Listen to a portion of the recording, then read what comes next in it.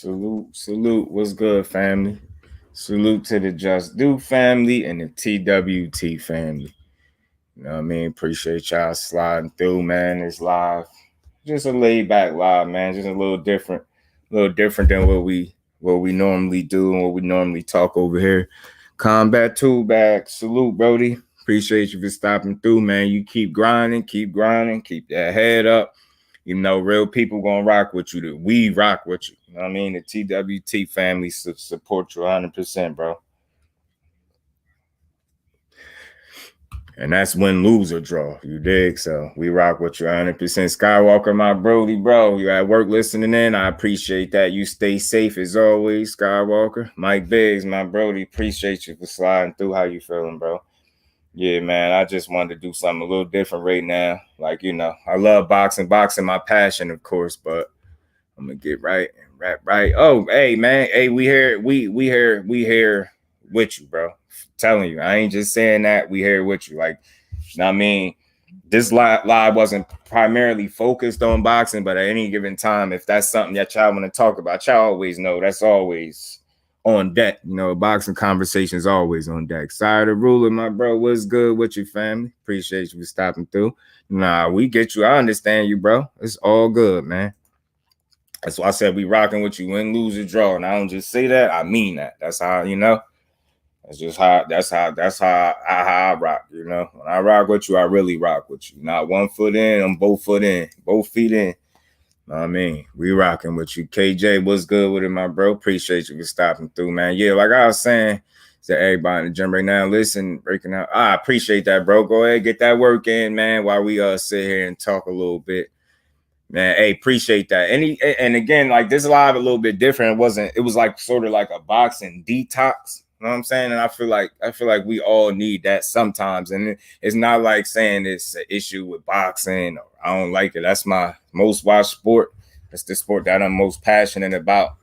You know what I mean? And that, we gonna always kick boxing, but I be feeling like it's always room in the world and on YouTube for conversation outside of sports. So y'all could consider this something like like I said in the title, like a boxing detox. You know what I'm saying? If a good conversation is so come up, or if it's something one of the family want to speak on, feel free to. But for me, this live just was what motivated this live, man, is just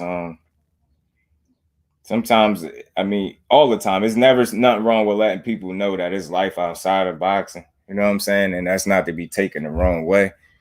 Oftentimes, like we spend so much time talking about the sports that, people have a tendency to forget that we still real people behind these microphones and laptops and avatars and all things like that.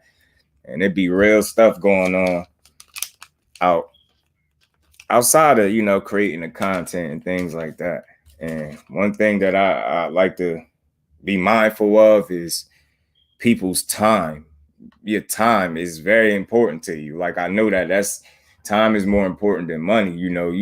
You lose money or you lose money, waste money, you know what I mean? Whatever the case, however you look at it, as long as you have your health, you can always make that money back. You can always as long as you got air in your lungs and your health, you always got an opportunity to be able to make some money. You know what I'm saying? But time, you can't get that back. So with that being said, man, I feel like oftentimes too much that people take their situations and the people that's involved in the situation for granted, man. And I you know what I'm saying? I think that that it's a big disconnect between like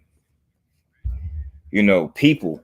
You know what I mean? Especially sometimes men and women. Like I'll be trying to understand what is the big disconnect between the two. Like it almost seemed like people, like got, some men got this it's us versus job type of mentality when it comes to the women, man. I can't support that kind of energy, man. There ain't no men versus women, but it's like oftentimes I get up here and I listen to people talk, and it seems like that's how they see it. It's almost like a man versus woman deal. And we need let's be honest, man. We need women to exist, man. We need to be able to coexist with women at the end of the day. So it shouldn't be no us versus them type of deal.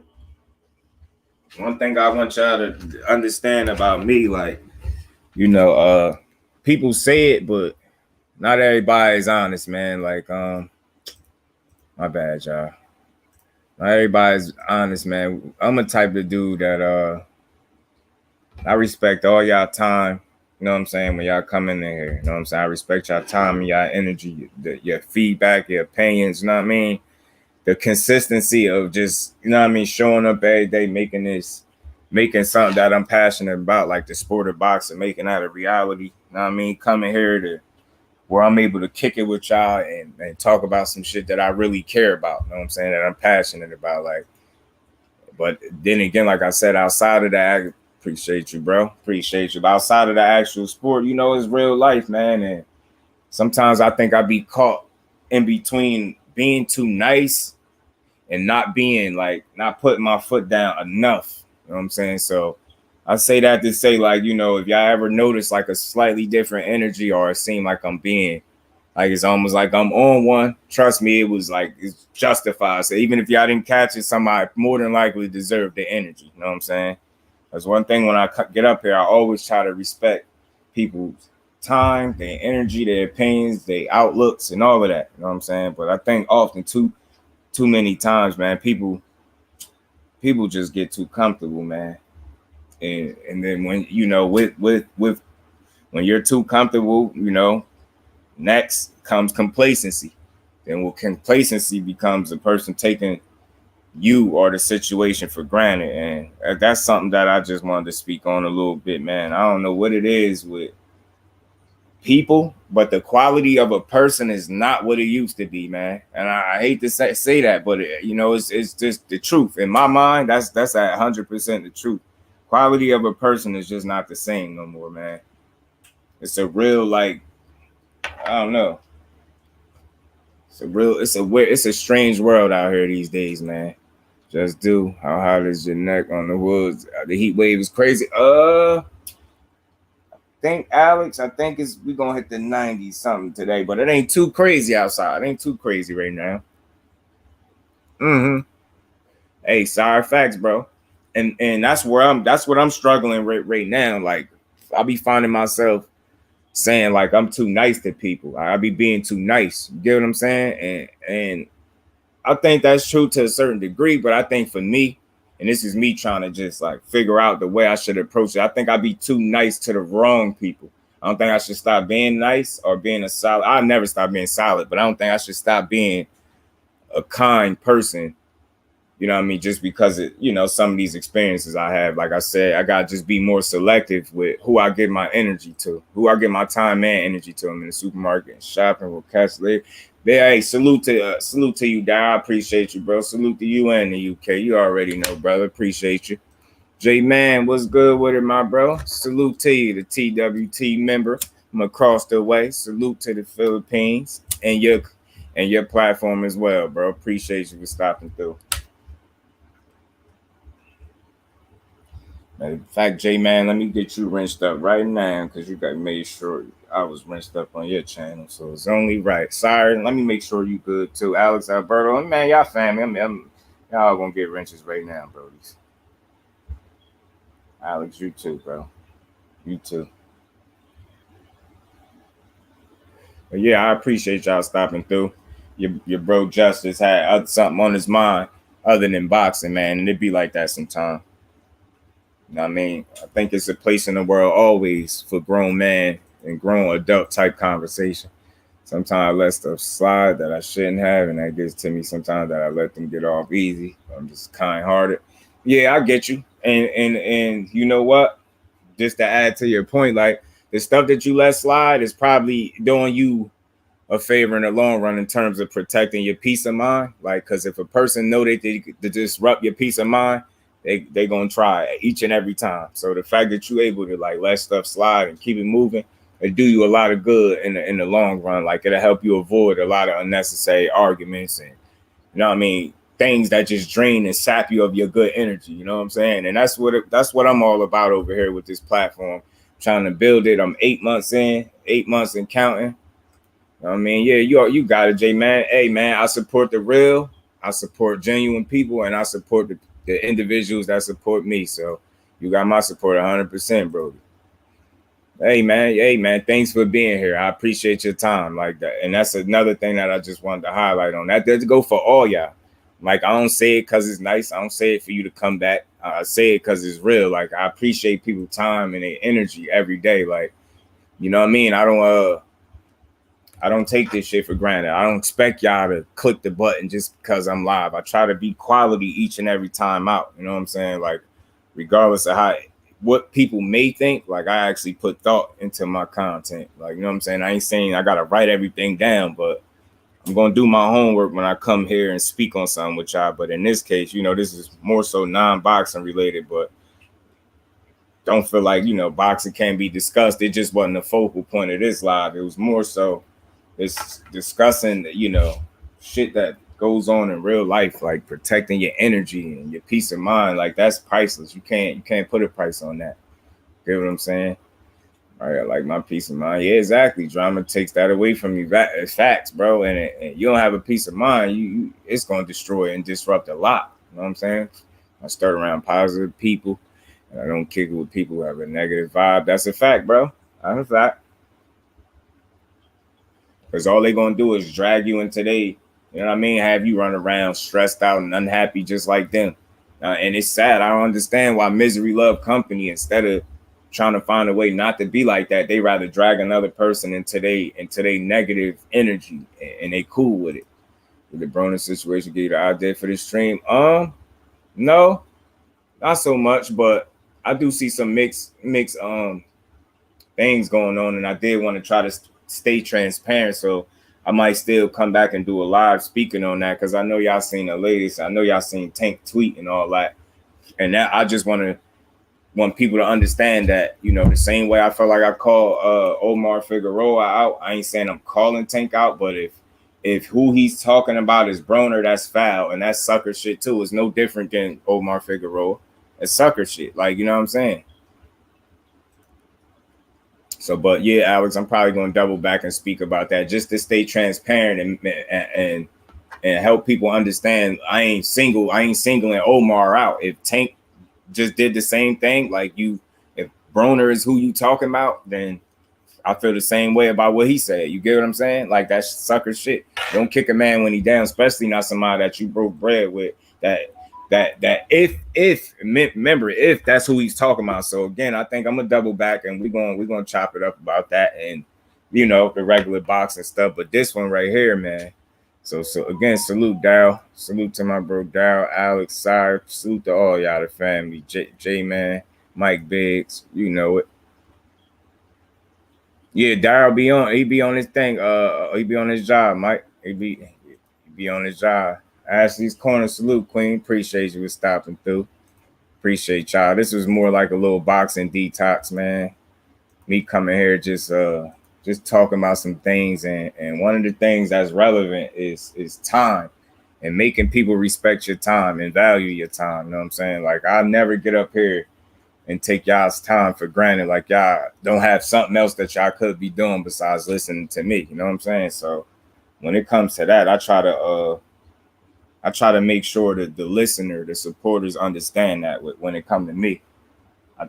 I value y'all time the same way y'all would value your time. So that's why when I'm behind this microphone, I try to be quality and give you something that's worth you tuning in. It's worth your time.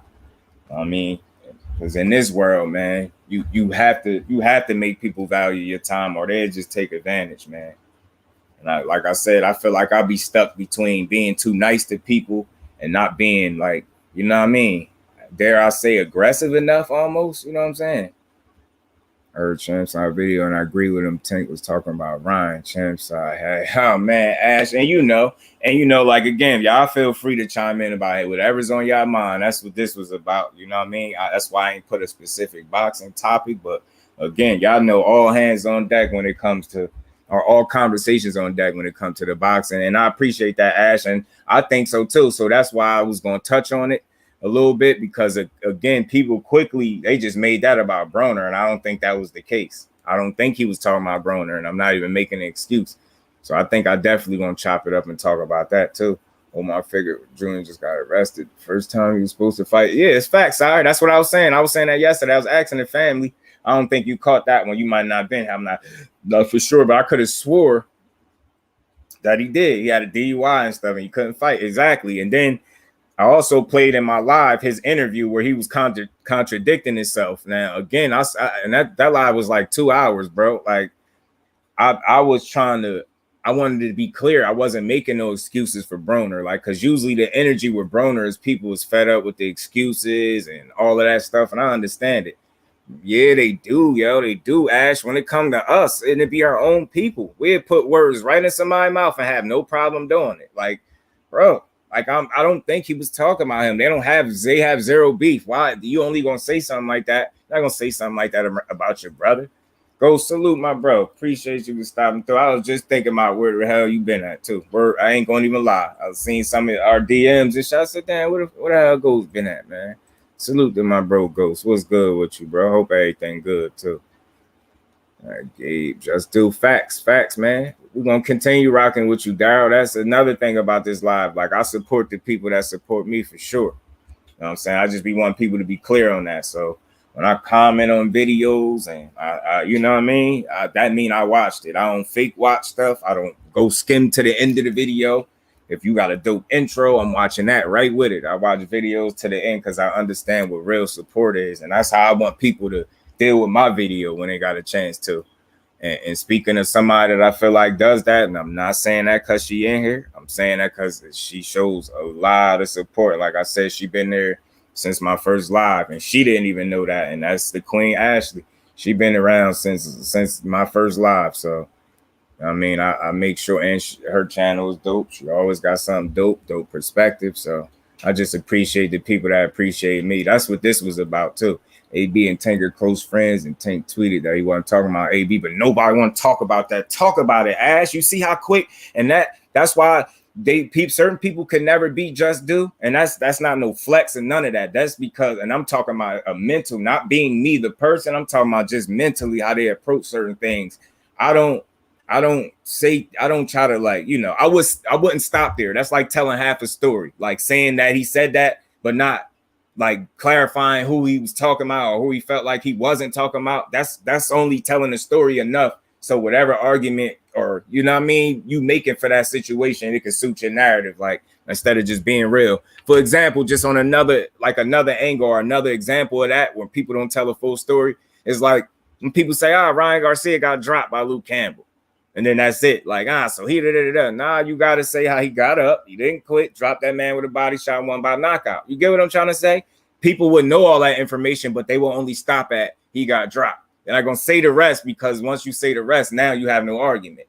So for the people that's pushing that, Tank was talking about AB. Now, if they include the fact that he said he wasn't talking about AB, now all that, however long that video was, or all that stuff they just said, goes out the window now. So they're going to leave that out like people don't do their due diligence. I do mine. So, yeah, I don't think he was talking about AB either. I just don't, naturally, unless it was a problem. Facts, Ghost. Facts. It's how certain channels spun. Man, and that's exactly what the fighters be talking about too. Again, I'm going to always try my absolute best for y'all and for myself as an individual, for this platform, for my channel to be, you know, solid, and never, I'm going to always do my best to interpret things correctly.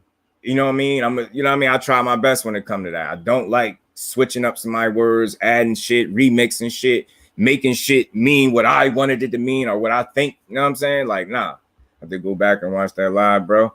Oh, what, from yesterday? Yeah. Yesterday I had a decent one. I played Omar. And again, I think initially some of the thought process with people coming in there was me defending AB. Nah, that wasn't it. It was me just calling another man out, because you just a week ago, you was advocating so heavily for mental health. And then in that interview, you bigged up Danny Garcia for crying in the ring and all this shit. But it's like, how do you then a week later turn around and ridicule Broner for his situation, but you big Danny Garcia for his. And I don't think it's no coincidence why you did that. The interviewer even asked him, so what do you think about AB recently coming out with, his own mental health issues, this and that? Oh, I didn't watch him fight. Like, he didn't ask you about his fight. He asked you what you think about him coming out, being another person to come out. He didn't want to speak on that, but he wanted to speak on Danny. Weirdo. To be honest, AB does have issues. I don't know enough to say it's mental, but I know enough to say it's not. Yeah, don't know. Yeah, is that enough to say it's not? Facts. Ash, I don't think we being like, crazy if we was just to assume that is, and I know that's not always good, but I think his behavior would indicate that it's something going on up top. You get what I'm saying? The behavior and the erratic posts and things like that. Yeah, facts. And that is a fact. And I'm going to continue to tell her that because I listen unlike other people. I truly listen. And the people that I speak out and say are dope, that I truly feel like that. I don't just say it to be nice. None of that. I don't say it's just so people can subscribe. I hope people do subscribe when I say she dope and understand that I'm being genuine when I say that. I always said that when it comes to women in sports, period. Like when it comes to them physically participating in sports or verbally speaking on sports as the queen do, you know what I mean? I think it's dope. They always have something to add, especially when they truly love the sport, and I think she do. So she always got something good to add. It's foul to even start anything between AB and Tank, who are brothers, because AB issues are deeper than just mental. The brother checking to rehab due to alcohol addiction, so much more. That's all we saying. And again, Ghost, I understand that some people ain't gonna feel sorry for him. Some people gonna be like, he's a grown man. I get all of that. But for me, I wasn't even my focus was a man not being transparent, not being consistent. You can't big up somebody else's mental health issues because they cry in the ring. You believe them, and then you demand proof from Broner because you wanted that bag more than anything. You don't care about his health. You know what I'm saying? Going down your channel, fucking period. But yeah, hey man, much respect to you, Daryl. I appreciate the support always. I appreciate every last person that's in here that hit the like button, that subscribe to the channel, that tune in. Definitely appreciate people's time and energy. Don't trust media. That's 100% facts. Sorry, because people just not responsible. Anything for a click. And my thing is, why I would never behave like that? Because I think about the long game and longevity. Not fooling somebody for right now so they can click one fucking video. That's not intelligent at all. That's actually fucking lame. I don't care how many people you fool. It's a lame strategy. I don't care if it does work. It's lame. To me, the last thing a person in AB position need is videos making it seem like his brother is against him. That was not responsible from those channels. They knew it wasn't about AB. It was obvious. See what I be talking about? But I'm a small channel and I get it. Everybody ain't tuning in, but that's lame right there. That's exactly what the problem be. They be digging for shit, and I'm not one of them. I'm not digging for it. When I heard him say it, it's like, of course, AB it popping to your head, but then I start thinking like they really rock with each other. So why would that be a sub? Why would we be subliminally talking to his brother? Like, nah, I don't think so. Getting where Tank is from, he knows it's a real problem about our culture. He won't say it about a fellow brother that he knows personally, but everyone else he could be talking about. Yeah, Ash, that's true. I agree with you. Tank knows AB. Tank don't know Ryan, Danny, and Omar. That's a fact. My bro T, what's good with it, Brody? Appreciate you for stopping through. Damn, my bad, y'all. I'm gonna try to catch up. Bruce, salute OG Bruce. Certain individuals don't get the benefit of the doubt. Is guilty until proven innocent. And that's the weird shit. That's where we at in today's society, bro. Southern T, my bro, my Brody, appreciate you for sliding through.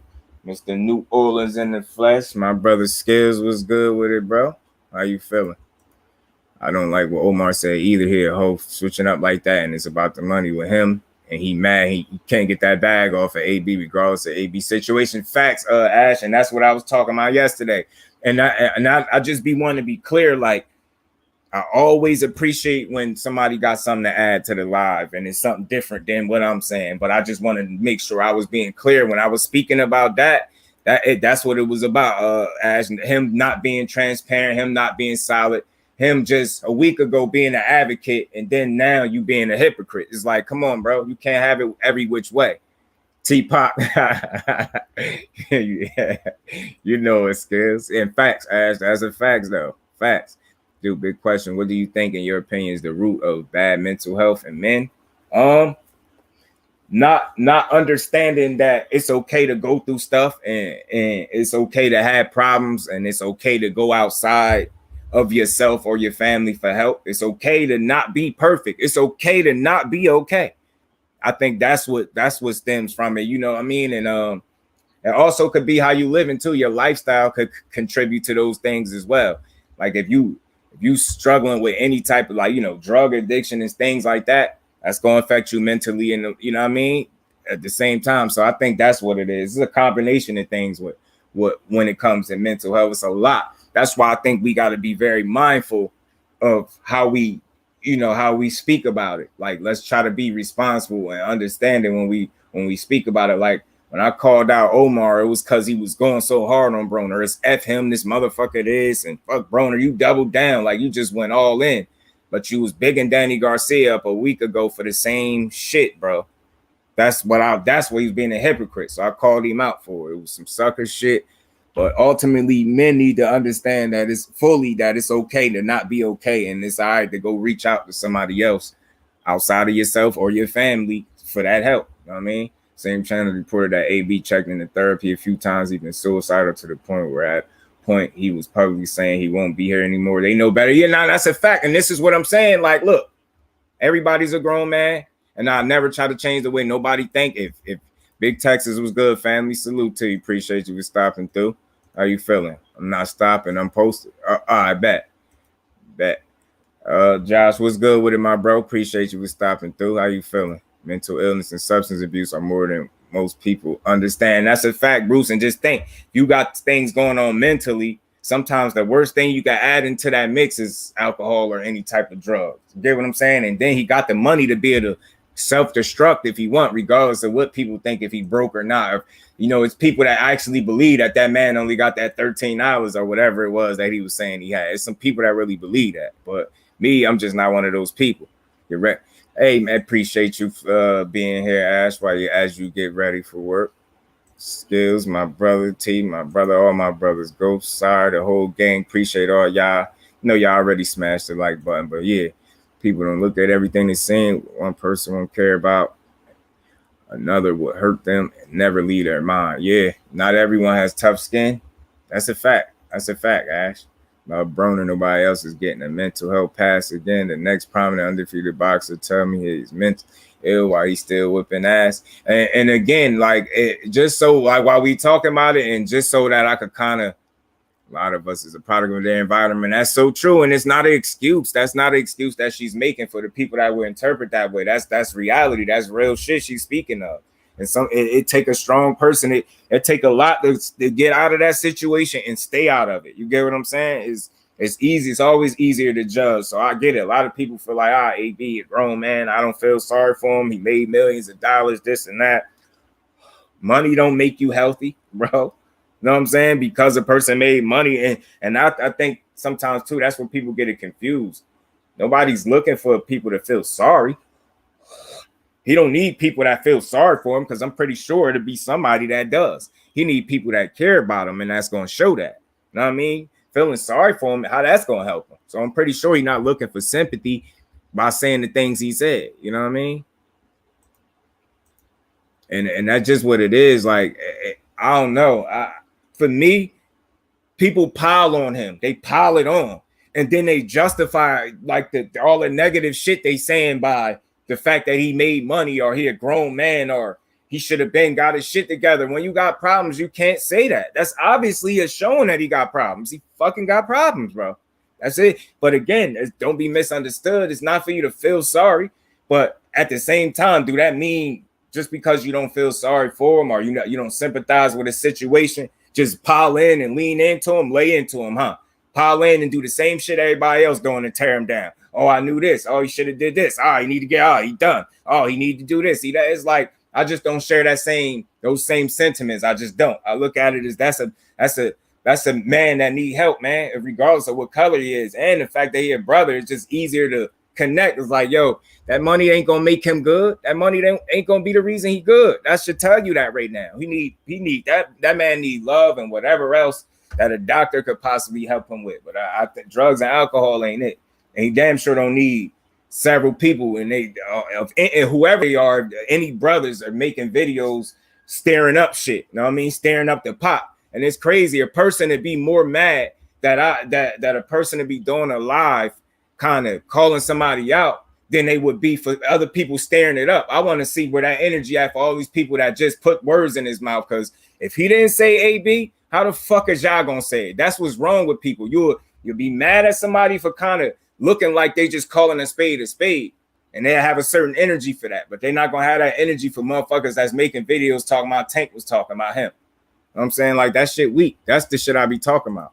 I do a different type of kind of busy at work, brother. Still rocking with you. Clean windows, drop a link, I'll show you. Oh yeah, no doubt, Brody. No doubt, Brody. You already know. Yeah, and this, this was a little bit different. Like, again, man, at the end of the day, I'm gonna always shoot for responsible content. Appreciate you, my bro T. Dave, what's good with it, bro? From the UK, appreciate you for stopping through. Smash that like button. Sub to the channel if you haven't. Dave, come join the family, bro. Appreciate you for stopping through too. You know what I'm saying? It's like, it's only okay to talk down on Adrian Broner. It's like an easy target to tear down. And that's what I'm saying, bro. It's like, look, I'm not saying that, but what I'm saying is what I'm not going to do. I'm not going to pile on when everybody else pile. He ain't shit. I ain't done. He need to retire. He called it quits. I can't believe he did that. You got people making it seem like he ducking smoke or something. And I ain't rocking with that. Like, nah, man. He fought better. Everybody he lost to better than Omar Figueroa. Everybody, every last one of them. Get your ass out of here. Get your ass on up out of here. You two trolls are built on kicking someone when they're down, and not all of them are trolls. The racist haters are plenty on here. Facts, and that's all. Like, everybody ain't got to feel the way I feel. That's dope, Skywalker. Everybody ain't got to be feel the way I feel, but that's why we all individuals. Now, I mean, I know how to respect people's opinions and not make content aimed at one or any group of people, but I know how to generally speak. And like, I also, it's just like T. That's why I'm glad you was catching it, because a certain energy be for Broner. Like, they won't highlight none of the shit he do good, but let it be something that they'd be quick to. I told you so. Look at this motherfucker. Look what he doing now. He this, he that. It's just like, look, I ain't saying feel sorry, but them same people, I guess they feel like just to show you don't feel sorry, you got to go in on them. And I don't think that's the case. It's everybody doing that shit. Like, I just don't see how that's where we at in life. Like, do you realize that's helping tear a motherfucker down? All that negative shit that be coming out somebody's mouth, like, that shit weird. Niggas got to hear that. But I guess because, he popped off, he'd pop back on. That was a nice ass stadium. It was. You know what I'm saying? It's just, I guess, because he a grown man, he's above going through shit. I guess, because he made millions of dollars. It's like, you can talk all the shit and he's supposed to be able to deal with it. He's still fucking human. That money don't make you above being human, and it never will. Queen, my sis, was good with it. Appreciate you for stopping through, sis. How you feeling? I'm gonna figure out how to accomplish anything. And that's a fact. That's why he mad, because he wanted that bag. He wanted that bag and that name on his resume, hopefully. But I would have rooted for Broner the whole entire time, the same way I'm about to root for Lippincott after he said all that sucker shit yesterday. Dope ass stadium for sure. Dope ass stadium. I'm a big fan of AB through a lot of the BS. I just like talking about boxing, not the negative things outside of it. And then you get what I'm saying? And that's where I'm going. 100% I'm with you, Ash. And it's like, I get it. He let you down. You disappointed. You ain't got confidence in him. I understand all of that when it pertains to the boxing ring. But then the jokes, like, and this is just for me. This is not nobody directly. I've heard it for years. So it's nobody directly. It's way before I even had a channel.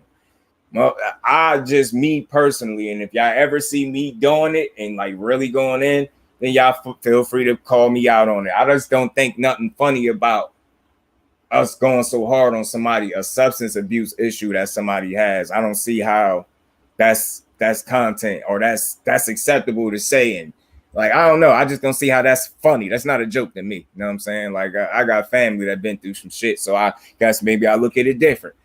A1 Hoops on, my bro. Appreciate you for stopping through. I guess when you made money, you above mistakes. And I guess, you know what I mean? When you got money, nobody can sympathize or level with you in no type of way because they feel like the money should take care of everything. When obviously y'all know it don't.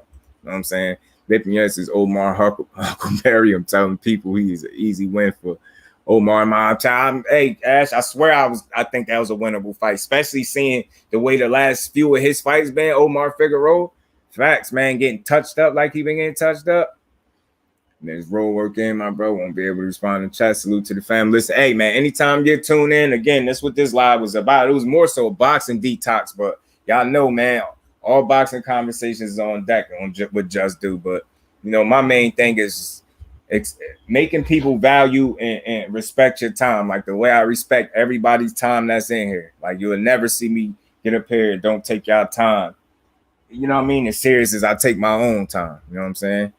Facts, T. You know what I'm saying? So I don't know. I just feel like that be the low hanging fruit. And you know what be confusing me a lot of times with the AB slander? After all that slander, a person to really say out of their mouth, and I fuck with them. I'd be lost. Like, what? That's how you talk about people you fuck with? Damn, I would hate to be your enemy. Like, where motherfuckers say mad shit and like, but I fuck with them now. I'm like, you sure? You sure? Outside listening, don't seem like you love that man. Hey, Dave, hey, bro, appreciate that 100%. Anybody that's rocking with Just Do and the TWT family, we appreciate y'all 1,000,000%. I speak for the whole family when I say if you rock with us, we appreciate your time and your consistency rocking with us. So, Dave, salute to you, bro. Appreciate that. Lipin has been ready for a fight, so I know he's ready this weekend. The pressure is on Omar. Facts, and I hope Lipin has really beat him up too, Ash. I really do. I really do. I hope he whoop his ass. And I ain't you know what I'm saying? I ain't rooting for him at all. You know what? People crazy. Happens every day, B. Happens every day, B. Facts. But again, man, so y'all know I'm going to always appreciate y'all time, y'all consistency, y'all being here. You know what I'm saying? Today was, you know, it was more so like real shit. Like, I wanted to let people know, like, man, you already know that everybody always got something that they go through, but sometimes I struggle with feeling like I be being too nice and too conservative sometimes. I think people be getting the wrong impression, and I think as a result, sometimes a person will slip some shit in that they wouldn't otherwise say to you if they knew better. So it's like that's a struggle that I deal with. You know what I'm saying? Feeling like I'm too conservative sometimes, and I feel like I need to not be like that. Shit crazy. Lipin definitely can punch. He definitely can. Yeah, Quay. I'll be fighting Lipin. Ghost was in here. T, he was in here. So salute to all y'all for being here and stopping in here, man. But yeah, man. You know, outside boxing is a passion that I'm pretty sure a lot of me and the family share. But just know, outside of this boxing, we could talk real life too, man. And you know, I don't know what it is in today's world where it's just like a us versus them. When I say us versus them, he said he's still here. I'm about to make a video about Lipin versus Omar back, and I'm gonna watch it when you drop it. Go said he's still here. But yeah, man, people need to learn how to respect and value your time and your energy. Like, you know what I'm saying? One thing I don't like, a truck on Crush. Yeah, I didn't see Crush yet. I'll shoot him a text for sure. Quick, glad you said that. I definitely shoot him a text just to check on him. Yeah, but a lot of times, man, people don't respect your time, man, and your energy, man. Somebody give you their time and energy. Just the least you could do is be respectful of that time and their energy, man. You know what I'm saying? A lot of times I feel like I be overextending myself, man, and like Five always say, the art of reciprocation, man. Some people really don't know what the fuck that is. You know what I'm saying? Some people really don't know what that is. I'm not hoping AB problems. I always wait until facts come out, not posting about them. And I appreciate that, because that's what a responsible content creator would do. You know what I'm saying? And the key word, your facts, until the facts come out. And again, yeah. And that's why I did that live, and I based it around like I don't know if you've seen it, but I think you was there. As you see how Omar Figueroa went off on him, F Broner, this motherfucker, this, that, like, and he posted that. Like, that means you had time to think about it, you weirdo. Out there looking bad. The dude, the interviewer guy telling you looking good. How he looking good with that baggy ass shirt on? You know what I'm saying? He got a baggy ass shirt on, his collar folded in. Look like he had that shirt on all training camp. He don't look good. It's good to be able to switch it out every now and then and keep everything fresh. Yeah, that's a fact. That's a fact. So that's what this one really about.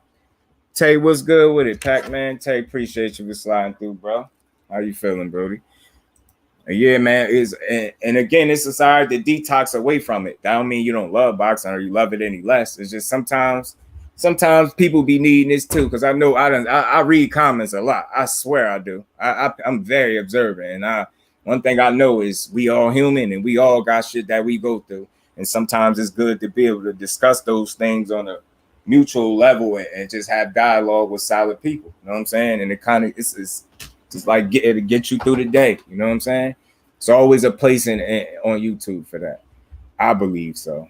Yeah, I seen he was mad. He not getting that big payday, facts and all that shit. You should, and it was so weird. That's why I'm glad I got this newer laptop. I was able to share my screen, so I'm gonna start sharing my screen a little bit more, especially when I find interviews that's suitable for the topic. And I felt like that Omar Figueroa interview was spot on for me to play in that live. He put his foot directly in his mouth yesterday. He put his foot directly in his mouth. You know what I'm saying? Well, not yesterday, but that was the 8th that he gave that interview. And it was a week, exactly a week since he did it. So it's okay for Danny Garcia to go through it, no questions asked. But then Broner, got to be something different with your weird ass. That's why I don't respect him. Oh, yeah, sorry, you just tuned into a dope channel. I'm just letting you know that now. Trust me, bro. Trust me. Talking out the side of his neck. Facts. Or talking out the side of that collar in his shirt, Ash. That baggy ass collar. You seen that baggy ass collar on his shirt? Yeah, salute to Pac-Man, Tay Jones, man. I hope Omar get KO. Me too, Ghost. I ain't rocking with that. And again, I'm not saying feel sorry for him, but where is we at in the world where we just really desensitized to what people go through? Because he been had issues that mean feel any less, like, you know what I mean, level with him any less, like that. That's telling you that the shit are more serious than what people think. So, and my thing is either be supportive or just ignore it, like people do anything else. Like when it's something good that he do, how people ignore that, they won't make no video, no story, no update on that. Just ignore that. Ignore it like you do that when he do something good, because they'll highlight the hell out of a shortcoming or where he falls short and when he do something wrong. And people equate making mistakes to age, yo. No age is above making mistakes.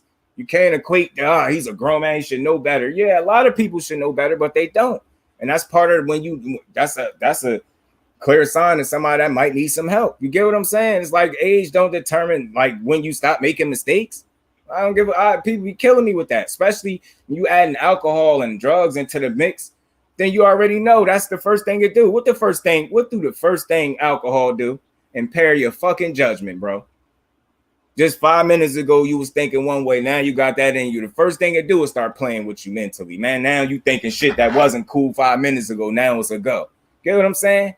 So you add that in the mix with a person that's already got so much shit going through, so many like demons. And again, I'm not saying everybody got level with them and feel them, but damn, you don't feel crazy like piling in on them, like just going in. Fuck him. He need to go do this. And I don't know, man. That's just not my energy for a person that's going through something. I don't know. And I'm going to always be solid like that. I ain't piling on nobody. I don't fanboy or dick ride, none of that. But I damn sure ain't going to be tearing nobody down. That's consistently across the board. You can never find a live where I'm tearing somebody down. I might question the hell out of their character or how they moving as a man, but you ain't going to hear me tearing them down as an individual or as a fighter or as a man. I'm going to question what they say and the things that they don't stand on as men. You're going to hear me get on their ass about that. Yeah, that baggy ass collar, Big Texas. He was bogus as hell for that collar. And that interviewer was tripping for trying to tell that man he was in shape, lying and shit. Demetrius Bright, what's good with it, DB? How you feeling, my bro? Appreciate you for stopping through.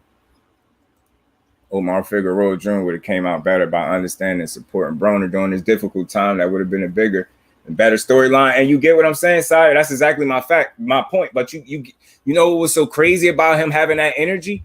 Did he forget that he did that interview a week prior to the Instagram post about bigging up Danny Garcia for having that same issue?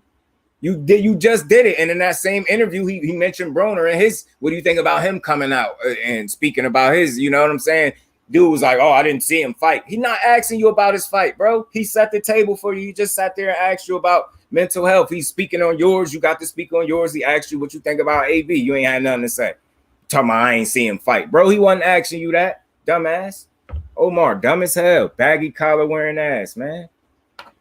They be a human too. What if the brother end up doing something to himself due to how his mind is? They all should know better. Pick him up, uplift him, don't attack him while he's down because it's foul. That's all I'm saying. And again, people always talking about they men this and they real this and they real that. Ain't shit real about kicking a man when they down, especially another one of your own. So say what you want about that and you tell me if I'm wrong. Ain't shit cool about that. Ain't nothing real about that. That's not even tough love.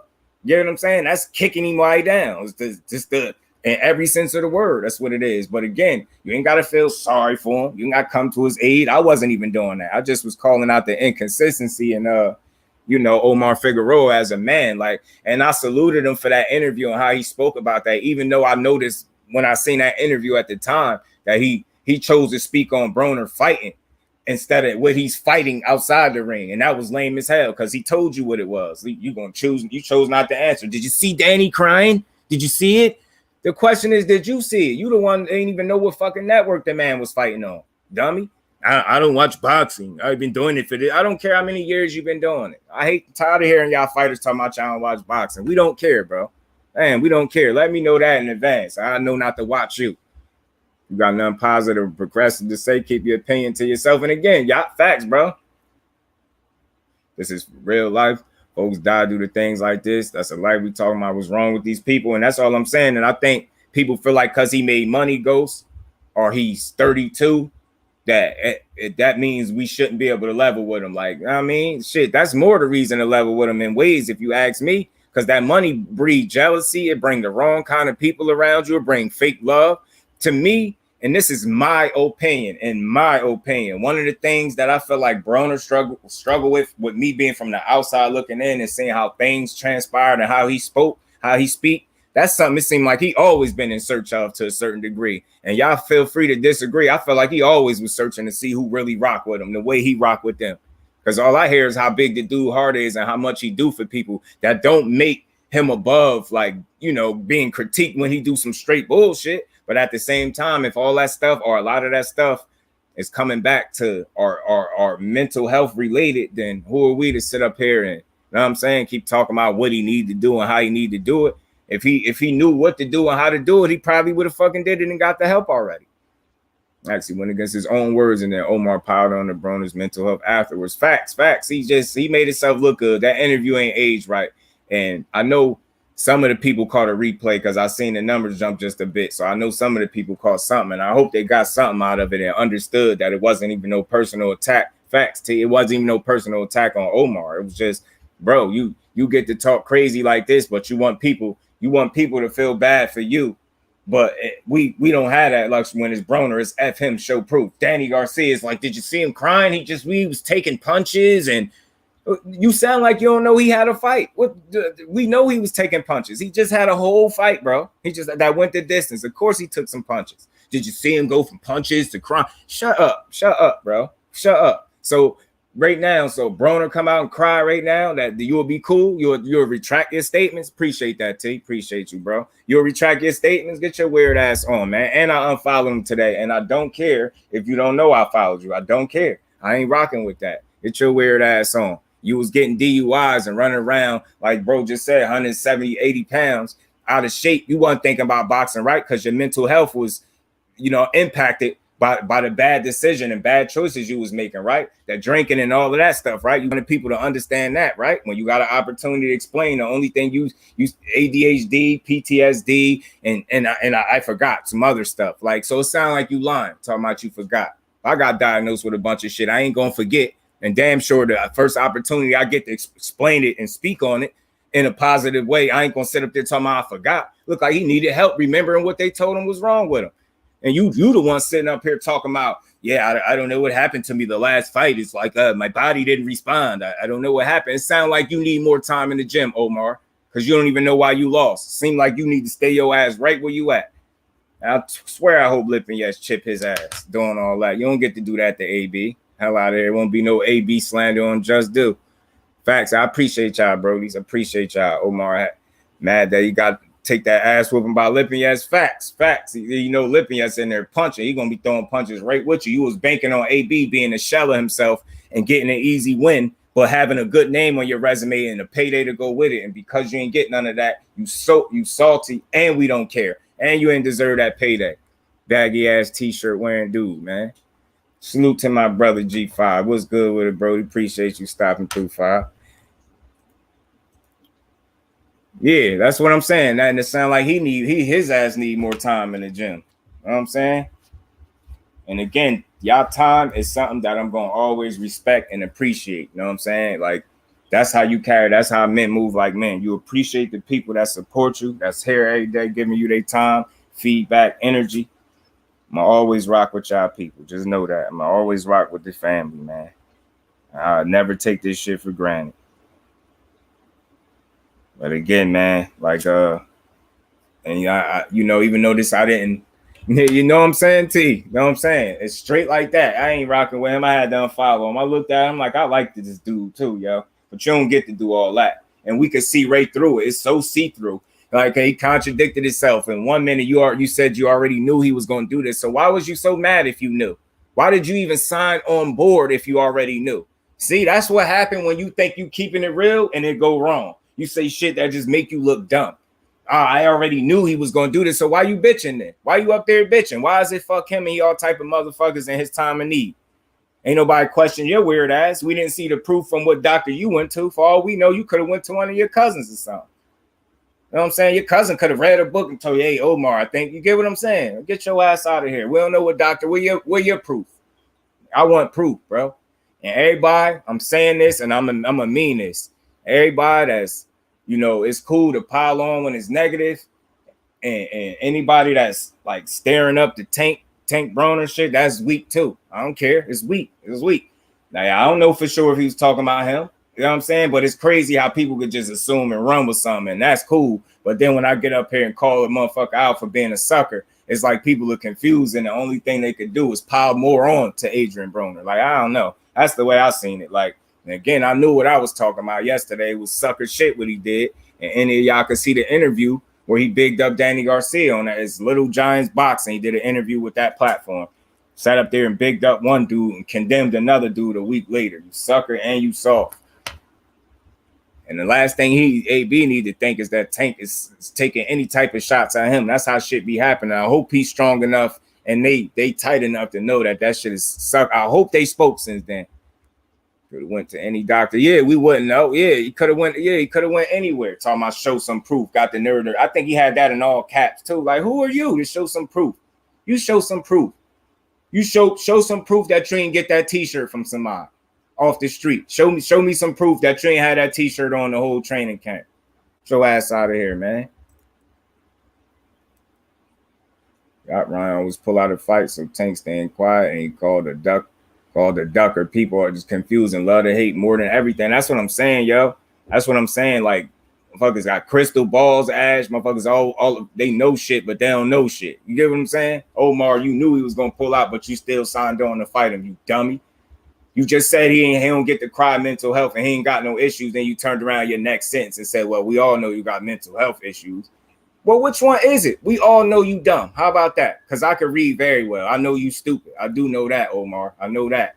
And I know you ain't. I know that collar was baggy as shit. Like you had two heads in that motherfucker. So yeah, I'm still on that damn T-shirt. The interviewer gonna tell that man he look good. Gonna lie. He's gonna sit right up there and lie like that. Niggas be bugging. There you go. There's that. There go to bro. Yo, the Wise Crush. What's good with it, Brody? What's good with you?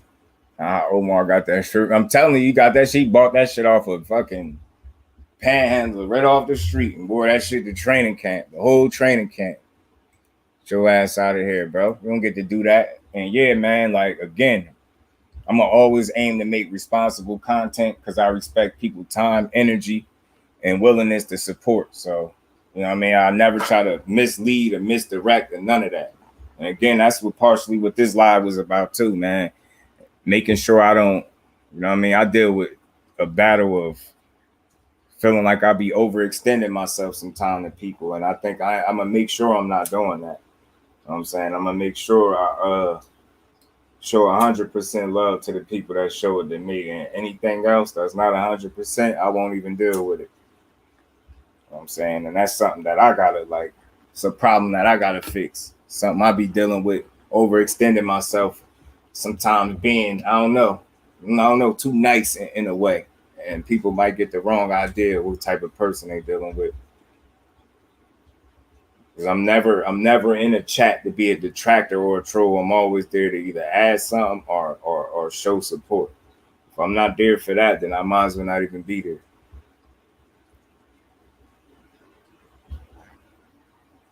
I'll be wanting to know too, man. I'll be wanting to know too, family. Sometimes I'll be wanting to know what the hell. What the hell is it with people asking a ton of questions and them personal questions and everything? As soon as you ask a question, they find a way out of this shit. Fuckers like to ask a million and one questions, but don't like to answer one. I don't like people like that. I don't like the dialogue with people like that. CJ, what's good with it, bro? Appreciate you for sliding through. Smash that like button for me. If you ain't joined the family, hit that subscribe button. Come join the family, bro. You say, who's my GOAT in boxing? GOAT? I mean, for my era, I think that you already know the easy answer would be Floyd. You know what I'm saying? You already know, sire. Appreciate you as always. Appreciate the time, bro. I know you'll be here on the next one. Salute to you, man. Make sure you enjoy the rest of your day, bro. But yeah, CJ, the easy answer for me would be Floyd that I got to watch. Like, all the fighters I got to watch. You know what I mean? Yeah, it'd just be Floyd for me. You know what I'm saying? He never lets you down, time and time again. And sometimes, like, when you see prospects lose their first fight, or they, you know what I mean? You see a fighter just lose their first fight after, you know what I mean? When you was rooting so heavily for him, it just sometimes it make you appreciate the Floyd and the performances more so inside the ring because he just never let you down. You know what I'm saying? Never. I feel LD, my bro. Salute to you. Appreciate you for stopping through. How you feeling? You already know, sire, man. We family over here, and I don't just say it. We are it. You know what I'm saying? That's why I give people that respect and the energy that I give to a family member that I rock with. Floyd and Marvin Hagler, I can watch both 24/7. Yeah, man. Like I was saying before in another live, one of my favorite fights from Hagler was him versus John Mugabe. I thought that was a good ass fight because Mugabe was getting at Hagler early. You know what I'm saying? But Hagler, he's just relentless in his will, and he just kept coming in. He ended up breaking John Mugabe down. He took the fight out of him, man. That win was very impressive because dude did not give up. He had to earn that win, and he damn sure did it. Our family is big. They always calling for my attention. That's why That's why I go to one of the many beaches in Florida and tell them I'm turning my phone off for an hour, cleansing my mind. Yeah, ain't nothing wrong with that cleanse. Ain't nothing wrong with that cleanse, bro. Nothing wrong with it. Hagler cheated Mugabe. Yeah, that was a good fight though. Goes, I appreciated that fight. I appreciated Mugabe too. He fought like a real dog. They was fighting in there. Because I remember when I was watching it for the first time, because I watched it a couple times after seeing it because it was a good ass fight to me. I remember watching it. I don't know about y'all. I was watching that fight, Hagler and Mugabe. I'm sitting there thinking like how the hell are they still punching each other in their face like that? Like I would have been asleep rounds ago. You hear what I'm saying? I was watching that fight, realizing like, damn, just think I would have been asleep so long ago, let alone these dudes. That fight, I forgot how long that fight went, but it went some rounds. It was kind of long, wasn't it? Oh, the low blows. Yeah, somebody did mention something to me before about the low blows. Yeah, them low blows was brutal. Hey, CJ, he just might, especially at the stage Canelo is at in his career. I think physically he just don't have it no more. Physically, like he's not the same fighter. You know what I'm saying? Physically. Marvelous versus the Beast Mugabe was fire. Facts, Crush. That's a fight I really enjoyed. And I was talking about some other fights because I think it was one of the queens. I think it might have been Monica asked, like, what trilogy? Her or her sister, I believe, one of the queens asked about a trilogy. And I was telling her about, if y'all didn't see it, I'm going to say it again. Israel Vasquez and Rafael Marquez. Marquez brother versus Israel Vasquez. They had a trilogy, man. That was one of the better trilogies I ever seen, too. God was boxing the hell out of Hagler. Yeah, he was. He was going off. Hagler later said was one of the fights which caused him to retire due to how hard Mugabe hit and the damage. Hey, I believe it, bro. Remember what I was just saying, Ghost? I was watching that fight. I see you quick. Remember, I was watching that fight, like feeling like, yo, I would have been asleep. I wouldn't even made it to the point where he was taking the low blows. Ghost, I would have been asleep long time ago. Mugabe turned Agway to pro low blow kick. He should have been disqualified from low blows. He spent 3 rounds hitting low and at the lead. And it led to the end of Mugabe. I gave that to Mugabe by DQ. Goes always with the technicalities. I feel you though, bro. Because I remember somebody else did mention the low blows as well, though. Inside the square circle, King Judah was good with it, bro. Appreciate you for sliding through. How you feeling? I want to see Haney versus Loma, bro. I got Haney by Boxing Clinic. Hey, CJ, that's another fight that I definitely want to see as well. I think Devin Haney would beat Lomachenko right now. I really do. That's just something I believe. I really believe that.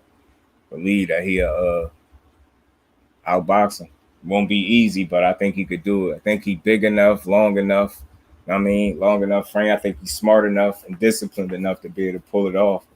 But he'll definitely have to go in that tool bag that I do know he got, which he's capable of. But he have to go in that tool bag with Loma, but it'll be a good one. But I'm definitely picking Haney. Yeah, Haney wins the fight. I'm picking Haney in that one. Do you think what happened to these modern 160-pound fighters? They fought prime Mugabe. I think they would all die. Ghost, you stupid, bro. Nah, prime Mugabe, it really hurt some of these dudes though, man, because they were just different. Them and again, like times has changed. Like it's fact that that you just can make so much more money now. Like there's so many ways to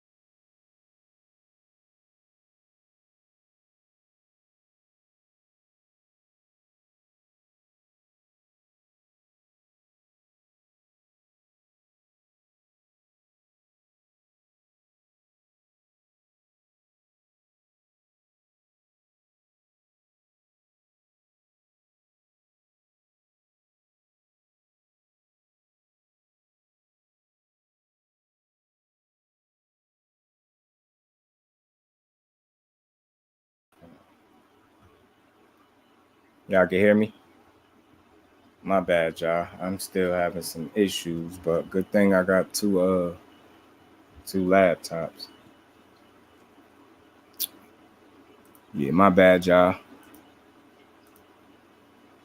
I don't know what happened. I'm gonna sort that out in a second, but shit. All right, bet. Yeah, I don't know what happened, y'all. Brand new laptop. Why my screen just went black? But I'll fix that in a second. I'll get back to it in a second. My bad, y'all. Forget what I was saying. That shit kind of pissed me off. I was up here somewhere. Appreciate that, A1. You know, that's what I'm trying. That's what I aim to do. Appreciate y'all for hanging in there. You want to see Bo Mac show us how to box? Bo Mac will get somebody hurt. You know what I'm saying? Bo Measley. Yeah, I don't know what the hell just happened. That never happened before. Sort it out. I was sorted out. Yeah, Bo Mac, the greatest trainer. Yeah, the best thing since sliced bread. He was a hell of a fighter too. I heard he could take a hell of an uppercut. I don't know if y'all heard that, but I definitely heard it. Kurt was good with it, my bro. Appreciate you for sliding through. All right, man. I'm gonna check it. Yeah, my shit just went black on me. I'm pissed off a little bit. Ruined my train of thought too.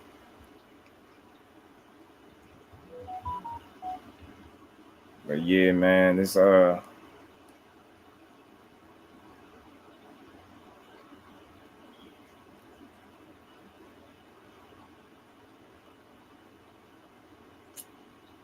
bullshit. Sadly, students don't take it how he can. Yeah, facts. He better get his ass. He better let. I wonder when is he gonna retire if his prize pupil retire too. Omar Figueroa, big head ass. Roman playing duck goose till somebody whoop his ass. You know what I'm saying? His ass gonna be whooped quick, fast.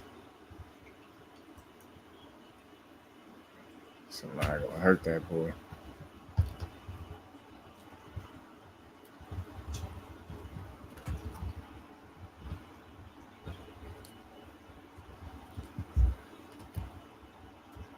Appreciate all y'all in the building. Y'all smash that like button for me if y'all didn't.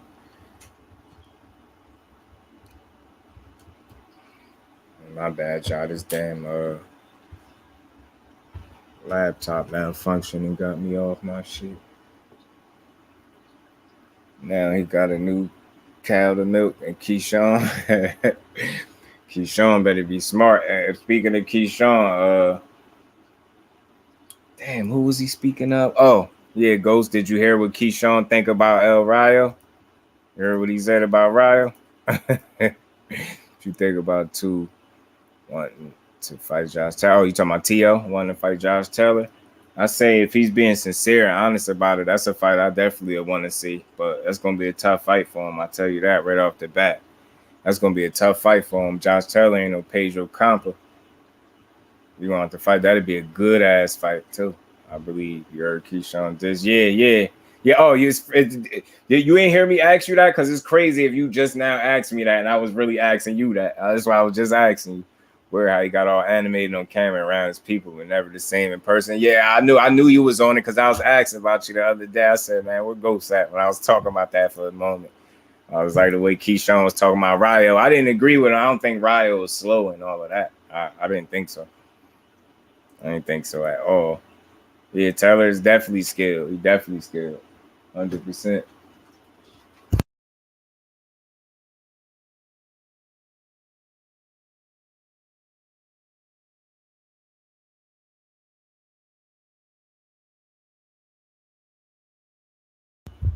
Spencer Bud. I got the I got the role with EJ in that one. Both great fighters. Both got dog in them. I just believe one of them got a bigger bite than the other.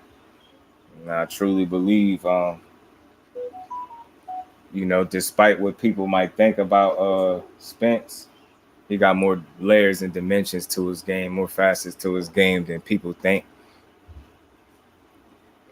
I think think it's easy to underestimate that guy from the outside looking in. I think it's easy to underestimate him, and then what reason I say that, because when you hear people speak about him, they it's usually sound like they make him sound like he's the easiest guy to beat. He's so basic and simple that you should just be able to go in there and beat him. Then if you hear what the actual opponents say after they fight him, it's something totally different. And it's closer to what we believe and what we think. You know what I'm saying? He obviously hear what the hell Ishmael Saleh said, which is a Ugas trainer, like don't be fooled, like or who else said it? Mikey, how they was warning people don't make the same mistake they did, going in there thinking that man easy work, and he ain't. Spends on like folks used to do. Bomac gonna have PTSD post that fight. Yeah, he gonna have PTSD, post traumatic Spence disorder. That's what that is. PTSD is post traumatic Spence disorder. That's what he gonna have. But after he done. Fact, Spence gonna KO Bud. Mark my words, y'all. Bud fanboys. Yeah, I'm telling you, it's a high possibility though. It really is. Especially if he get to work on him the way he what? Especially if he get to go to work how he gonna want to.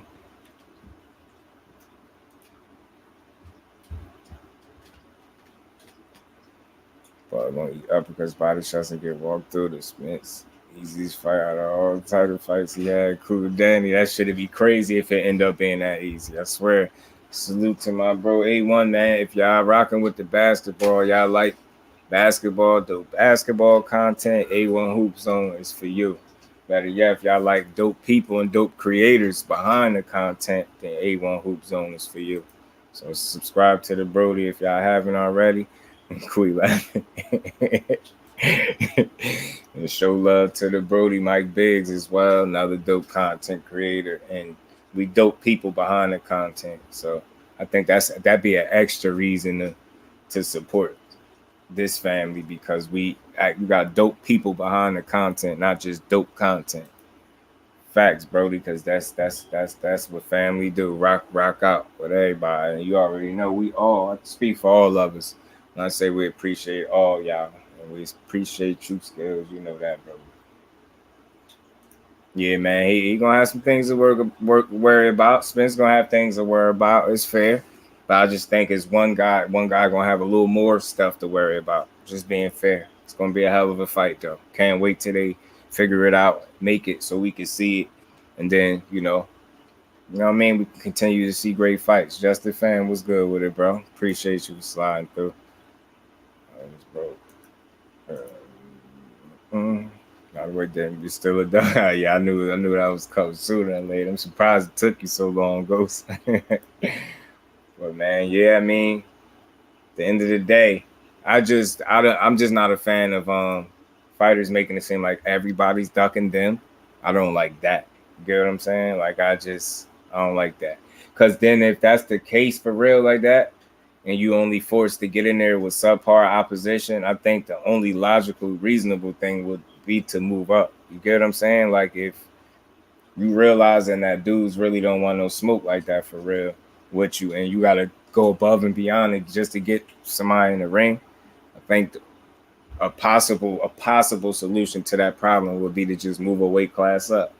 Because everybody ain't gonna not want to fight you. You got some people that really want to fight you. Benavidez, stop lying. The Cubans called Samson for that fight with Morrell, and y'all said no. Duck. Yeah, Samson be revealing some things, man. I'm telling you, them conversations, facts, Brody. We all we got. But then again, I always say we all we need. And with us and the support of our people, our extended family, we unstoppable, to be honest with you. Boots, dog, walks Virgil. Boots, though, yeah. Virgil, Doug, Boots, yeah. Verge don't really want that activity. He don't want that activity, and if he do, I'd love to see it because I just don't see no scenario where he beat Boots Ennis.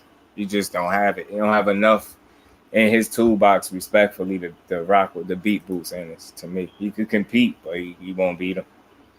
Crawford, after 5, talk it over my team. I suffer from mental illness, right? Right. He say that I'll fall out. I ain't gonna hold y'all. I lose my shit. I be like, God damn, this boy lost it.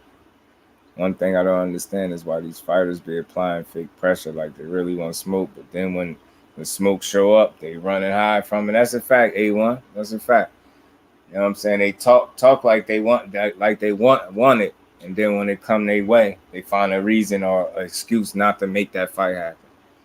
Because from here on out, I'm calling it all that go win the belt stuff, and depending on who you are and your circumstance, is that an acceptable response? But for the most part, like if you just you know what I mean, you still making your way through too, and you ain't proven, you can't tell nobody that they gotta go get a belt or they need to go beat somebody in specific to get a fight with you. I'm gonna start looking at that as just cold words for ducking. Samson tells the truth. Benavidez pops through the damage control. Benavidez himself, Bart, 24/7.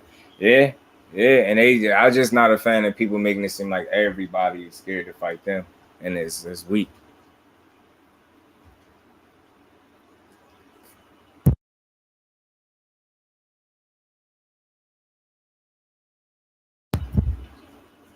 Like you need to go back to the best fighting the best. Someone gotta go, but that don't mean their fan base gonna leave with them. I don't know why they scared. That's a fact, bro. That's a fact, and they need to stop acting like we are too. Like all real boxing fans ain't like that. If you lose a fight fighting a dog, then we gonna respect you for it. You know what I'm saying? But if you fight lose a fight to lesser opposition because you ducking, then we get on your ass for it. You know what I'm saying? It's like we call a spade a spade. You fight quality opposition, we give you credit accordingly. We give you your just due for it. But if you can't give people quality, then people gonna give you a heavy critique. You know what I'm saying? You can't give us quality, you gonna be critiqued heavily. Like, just think about it. This shit. Just think about this shit, y'all. These motherfuckers are paid the bag to fight a motherfucker. To fight a motherfucker, we be out here catching fees and catching charges. They asses being paid to beat a motherfucker up. Like, what the? Yeah, facts, bro. Like, we out here, motherfuckers do it for free and off their respect.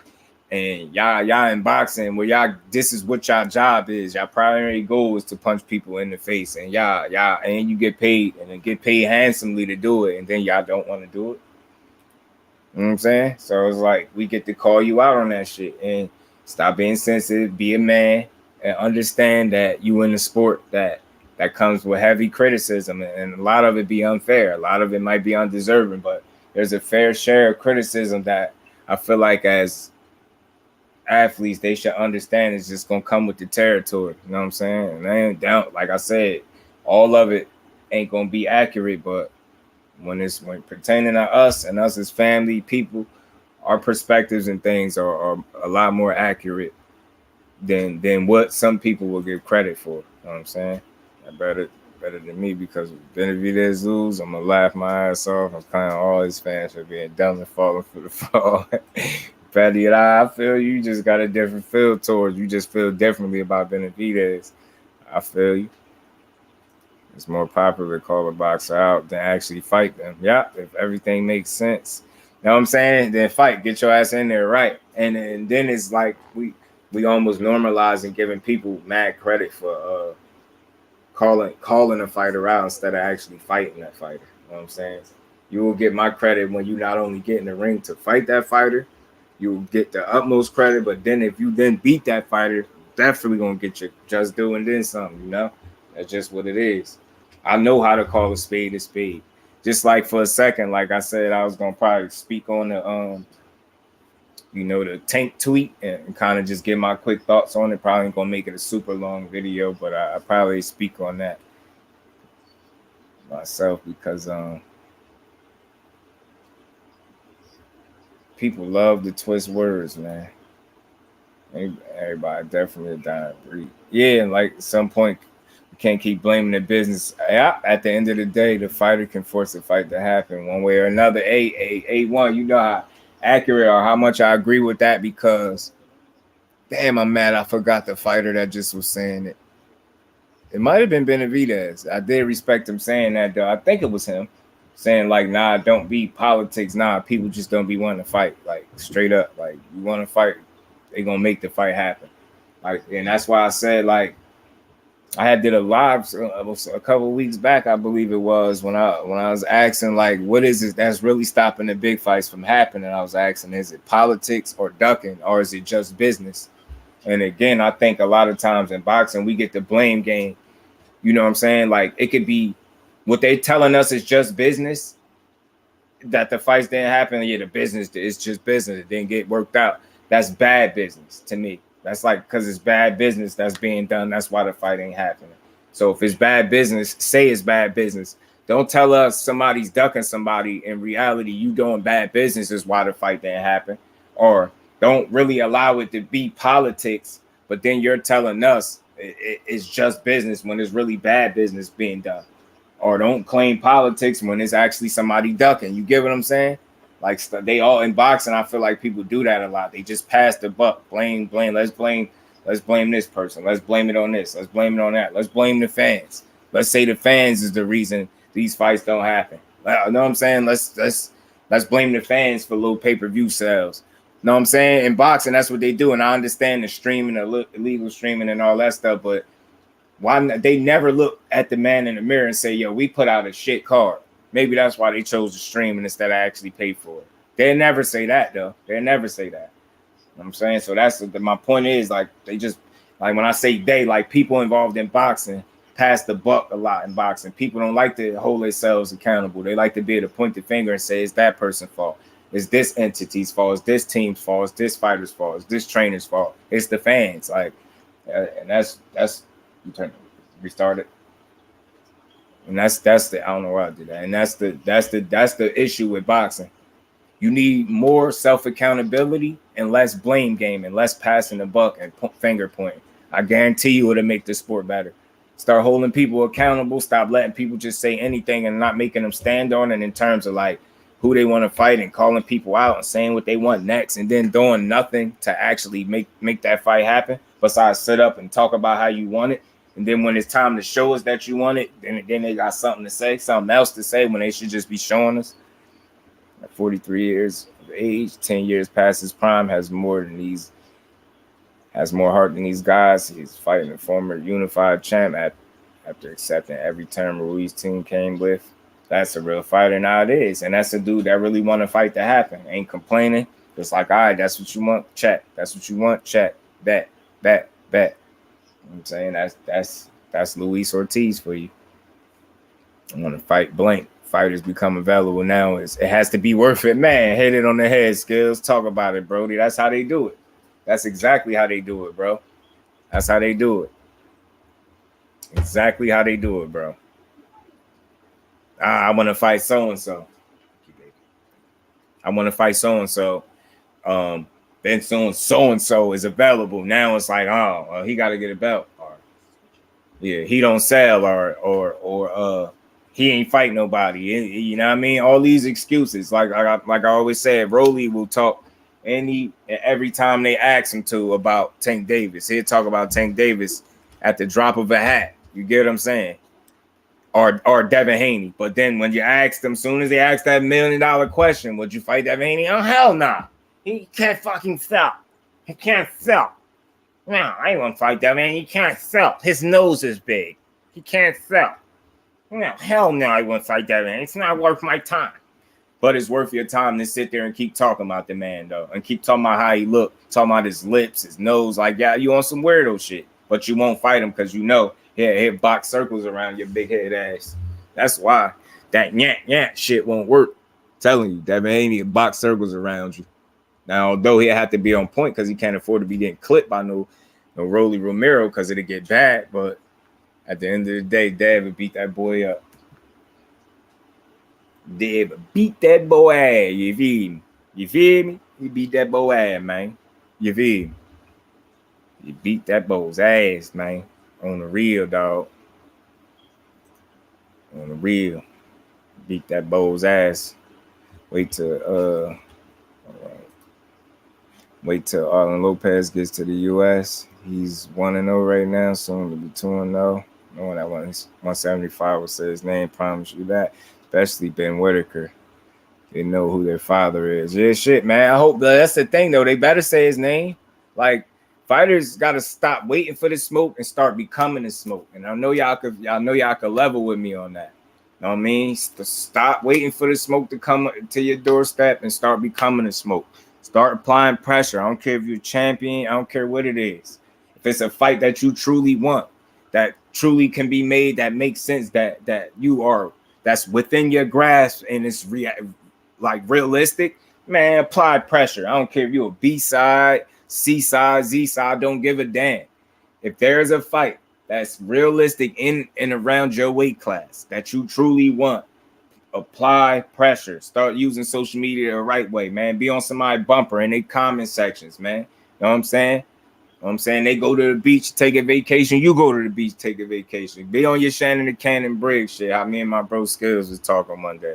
Be on that Shannon and Cannon Briggs type energy. You dig what I'm saying? Be the smoke. You know what I'm saying? Call the fighters out that you really, really want to see fight. You know what I'm saying? And that's just what it is. You feel? Let me see something. Yeah.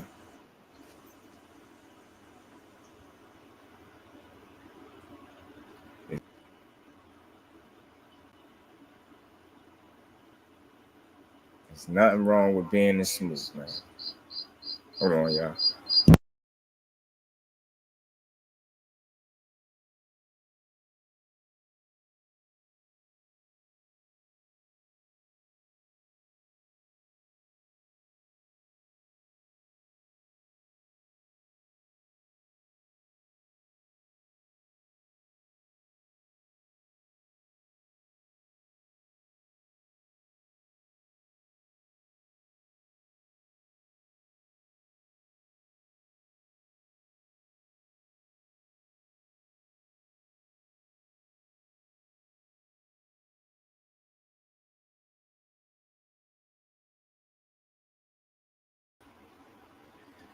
My bad, y'all. I had to switch back over. Baby girl got fixed my issue for me. So I'm able to switch back laptops.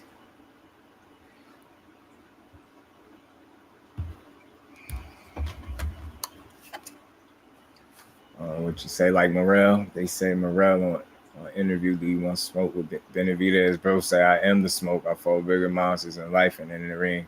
Just another guy to me. I like that energy. He say he is the smoke. See, that's and I didn't even know he said that in that terms, but remember, y'all heard it from me. Fighters need to start becoming the smoke. Be the smoke. You know what I'm saying? Be the smoke or become it. Stop waiting for it. Let's blame the fans. It's like biting the hand. Fans stop paying for their shit they don't ask for. Ultimately, it's the boxer or the boxer's decision that affects the financial landscape of the sport. That's a fact. That's what I'm saying. To be too much blame game. Hey, let's blame the fans for this fight right here. Let's tell them that. And the reason the fight ain't happening because y'all ain't paying for it. Yeah, all right, whatever. We ain't gonna keep paying for bullshit. You damn right we ain't, and we shouldn't have to, and you shouldn't ask us to. You get what I'm saying? So I agree, Skills. Facts. They decisions do affect the financial landscape of the sport. Morel first called out Benavidez in 2019, called out Canelo after his third pro fight. That's what it is.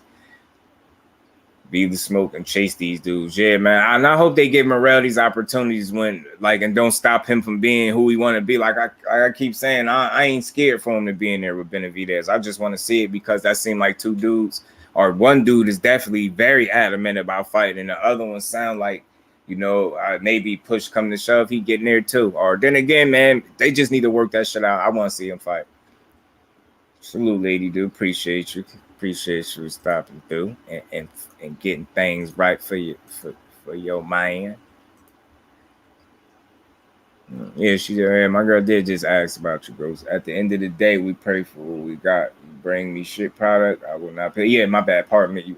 Excuse me. I said we pay for what we get. Bring me shit product, I will not pay. You bring me good product, I will pay. It's that simple, and that's a fact. And good product will sell itself. That's why I say so. They be killing me sometimes where they be trying to blame Fight's not doing well on the promotional side. Nah, the fights just don't be something. In some cases, like the fights just don't be good enough for it. Don't matter how you promoted it. You know what I'm saying? Like it just ain't gonna do as good because you ain't giving us quality. You work and see. I told you. I figured that's what it was. 7 days, 12 hours for a while. Oh, she familiar. She all about that work life goes. Them hours, 10 hours, 12 hour shifts, 14 and 16 hour shifts too. She used to she used to do all that shit. Exactly, like man, way too many cop out options. Just fucking make the fight, win, lose, or draw. The fans gonna be here arguing both sides of why motherfucker won or lost facts. And we gonna be here, and especially if the fight is great. Feel me, A1, especially if that fight is great. Just give us what we asking for. You did. Give us what we asking for. You know what I'm saying? Just give us what we asking for. Or at least give us what we would really pay for, which was what we asked for. You know what I'm saying? And nothing more, nothing less. Anything less is slighting the people. That's why I say, man, all these fighters, man, Tank gonna have to be careful. You know what I mean? You're gonna have to be smart moving forward. Like, you know what I mean? In terms of what product are you willing to risk giving us? Are you willing to like not fight the people we want to see you fight, or it makes sense for you to fight because you're that type of talent? Or are you really going to be comfortable with making a lot of money and not fighting the people your fans truly want to see you fight? So hopefully he give us what we asking for and what makes sense and nothing less, and then we can enjoy boxing. Like, I mean, even Devin Haney, he set the bar so high that I'm just interested to see how his next 2 to 3 fights will play out, like, period. Just because he, you know what I mean, by taking the chance and gambling on himself, he just, you know, I believe that raised the bar. If not set it, it raised it some. So we're going to see, man. It's just a ton of fights to be made that's good. But again, man, these dudes got to be stopped willing to lose. I mean, they got to stop being so hesitant to challenge themselves. I don't think they scared, but I know these dudes don't want to lose and risk not being able to get the big opportunity. But I think in the long run, some people are going to miss out on opportunities by trying to be too selective as to who they fight. And some people are going to be victims of stagnated growth. You know what I'm saying? In terms of like not properly challenging yourself accordingly with these fighters. And then, you know, when you finally do get in there with somebody that's of quality, you know what I mean, of some substance, then you get your ass beat. You know what I'm saying?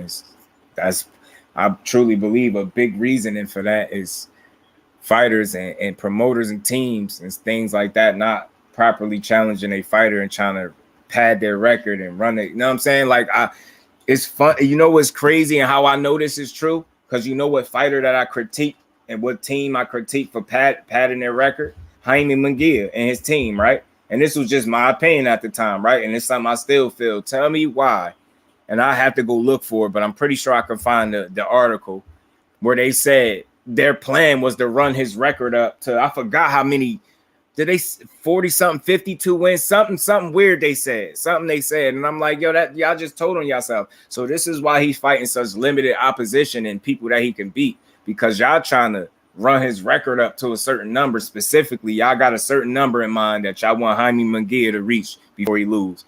That's all you need to know. Now, not enough people will see that article, but I seen it.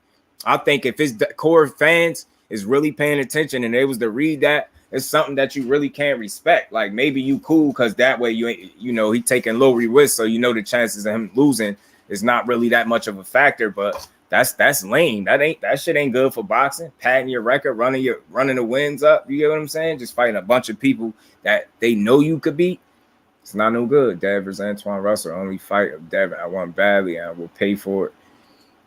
I need that. The rest, I don't care. He's not a 35-pounder. Time to move up to his own weight. Yeah, that's going to be a tough fight for him when it happened, respectfully. It's going to be a very tough fight. Stylistically, I think it's going to be a tough fight. Nobody, it's for a versus Farmer to add insult to injury. It's pay-per-view. Yeah. Oh, I got you. Insult to injury. This was pay-per-view. Yeah, man. That situation, that's something I ain't never seen really in boxing before. Between that and the Truck situation, like how they was handling that situation, not Truck. You know, they was professional about it. And I'm not even trying to call the other ones unprofessional, but they look shaky and scary, man. That Ty Edmonds character did not look like he really wanted to fight. It really wanted Truck to wear some worn in bloody gloves instead of a brand new pair of Grant gloves. They bogus, and then still found a way out. Still found a way out, bro. Yeah, man. If y'all ain't sub to the Brody G5, y'all sub to the bro. Dope is AM dope, only AM cleanup show, and the dope is morning show in the morning. You know what I'm saying, you're gonna get your one-stop shop, you're gonna get your boxing, you're gonna get your life lessons. It's no way you could go there and can't learn. And that's just what it is. There's no way. No way you ain't gonna find some type of conversation, a topic that's exactly for you. Following the Chavez senior blueprint, get to 80-0 before you start fighting to 20s. Yeah, facts. And it goes, I'm mad that I don't remember the exact number that they had for him in mind, bro. They had a high number. It was a certain number. And I said, man, just for me to see that, like, they just validated everything I thought about him in terms of how they're moving him. I say, yo, they padding his record, man. Another dude that I was saying was doing that too, and I was annoyed by it because I feel like he's a skilled fighter that can fight, is Gilberto Ramirez, Zordo. I feel like he was another one. Now to see that he about to fight Bevo, I'm cool with that. Oh, word.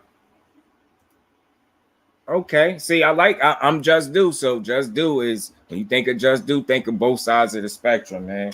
The good and the bad, or just when you think of Just Do, think of balance, think of non-biased, think of realistic, think of logical, think of reasonable. You know what I'm saying? Think of fair. All that's what I represent. So, I mean, I like to hear it out the way. Blue Penny, that pick, I thought Truck opponent was at fault, but when they told their side on World Combat, they were 100% in the right. Glad they didn't take the fight that night. Yeah, what happened? Ghost, enlighten me, fill me in, because I want to know what happened, because it looked real shaky and it looked like they wasn't on the same accord. Get what I'm saying? The mother and father didn't look like they was on the same accord.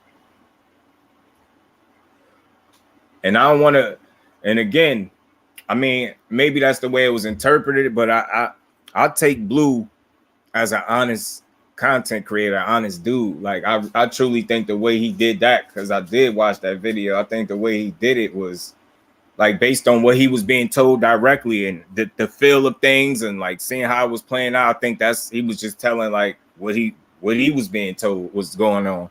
Because to me, from the outside looking in, and again, I'm from the outside, so I don't know the inside track on it, but it looked like they just finding a reason not to fight. I ain't understand it. And how did y'all get all the way up into that point to realize, like, at what point did y'all realize y'all wasn't going to fight? And why did it take so long for y'all to come to that conclusion, is what I'm saying. It's like something I've never seen before. And when they say they ain't want him wearing Grant gloves and they wanted him to wear a bloody pair of worn up gloves, I was confused by it. Shit is crazy. The customers right boxing don't give a shit about the consumers. They just gonna force feed us shit and tell us it's a tomahawk steak. Like, what the fuck? Yeah. And you know what? Though? You know what, A1? You're exactly right. But you know what I also think is happening? Like, you saying that just sparked the thought. You know what I think be going on too?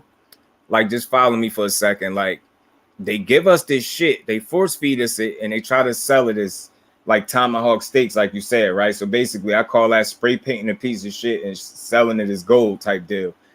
But you ever notice how certain fights, when the numbers come out and they low, how they don't speak on them, they don't talk about them? I think that's done intentionally, and not just because of the numbers being low and the event not doing what they might expect. I think it's intentionally done to sway the viewer that, like, you know what I mean, not mention the fact that we don't support bullshit. You get what I'm trying to say?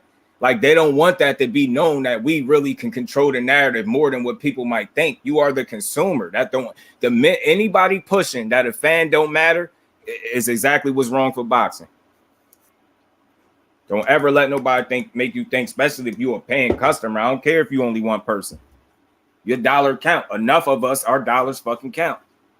You could get enough people to believe that they're a non-factor in some shit that they pay for. You can manipulate them. You get what I'm trying to say? And that's what I be feeling like it's intentionally done when they don't bring up low numbers, because that will highlight and indicate that we didn't support the bullshit. And you notice when they do attribute low numbers and things like that, like I said earlier, they never look at the man in the mirror. They never hold themselves accountable. It's always the fans. Oh, well, they're stealing. All this is bullshit you selling us anyway. Won't you just accept that? Well, this car could have been better. Stop giving us top heavy cars. And by that, I mean, yeah, the main event is going to be the main event, but stop forgetting about the undercard.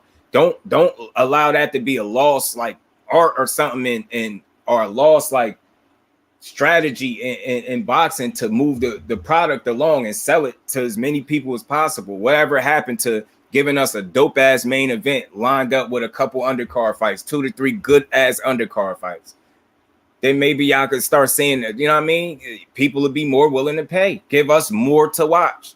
Get what I'm saying? Especially if that main event, it might be a dog or a killer in that main event, but it might be a winnable fight that y'all trying to force feed as a true threat, and we already really know the outcome. And then you don't do yourself no favors by only making that card top heavy and making the rest of the card subpar. We don't need to see that.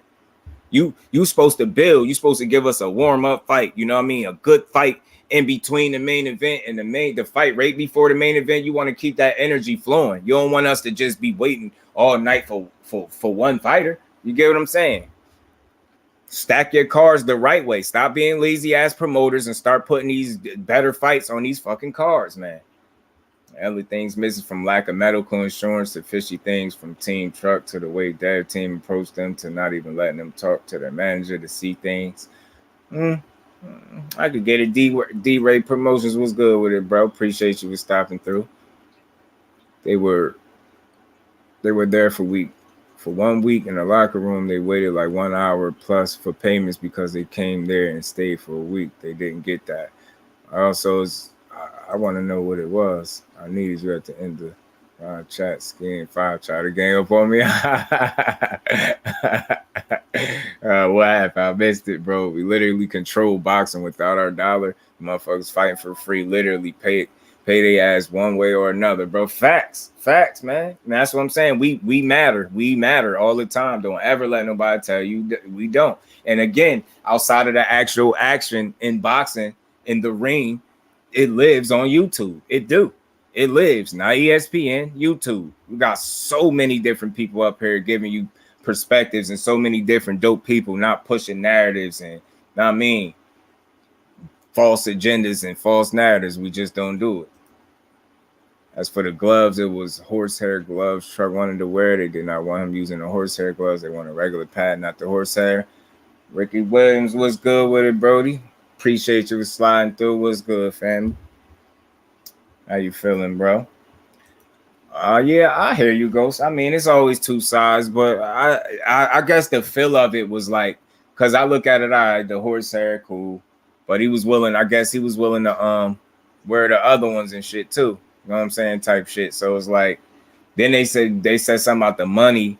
I'm pretty sure that wasn't on Truck and them fault. And then Dev came in there, and when I seen him talking, he looked like he was trying to save the show. You get what I'm saying? He looked like he was trying to save the show respectfully. And I did hear the family saying like they ain't like his energy. I guess how he came in there and was just, you know what I mean? But he was trying to get him paid. I don't know. It was just confusing. The gloves the gloves they refused weren't even wrapped in a brand new box, I think. Yeah, I mean, but they would grant gloves. I did see the gloves and shit like that. I mean, long as they're, the normal grant gloves that motherfuckers wear, I just see a lot of, I don't know, that shit just looked weird, though. It really did. It looked very weird. It just looked weird. And then when Dad was saying something about giving the money, the Pops was like, he want a contract, something legally binding. Then Dad was like, what you mean a contract? I'm giving you the money. It just looked weird. Like, dude is a grown man. He oiled up. He looked like he in good shape. He got his trunks on. His hands still wrapped. He's sitting there not saying nothing, letting his mother and father speak for him. I understand if they supposed to handle that side of the business and he ain't supposed to worry about that besides training and fighting. I get that. But then it seemed like the father was almost willing.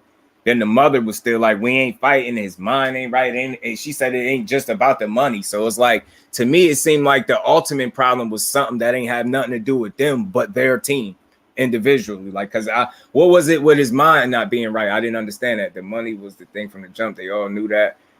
As for Dev came with money, but was he covering medical? What if someone either who plays medical?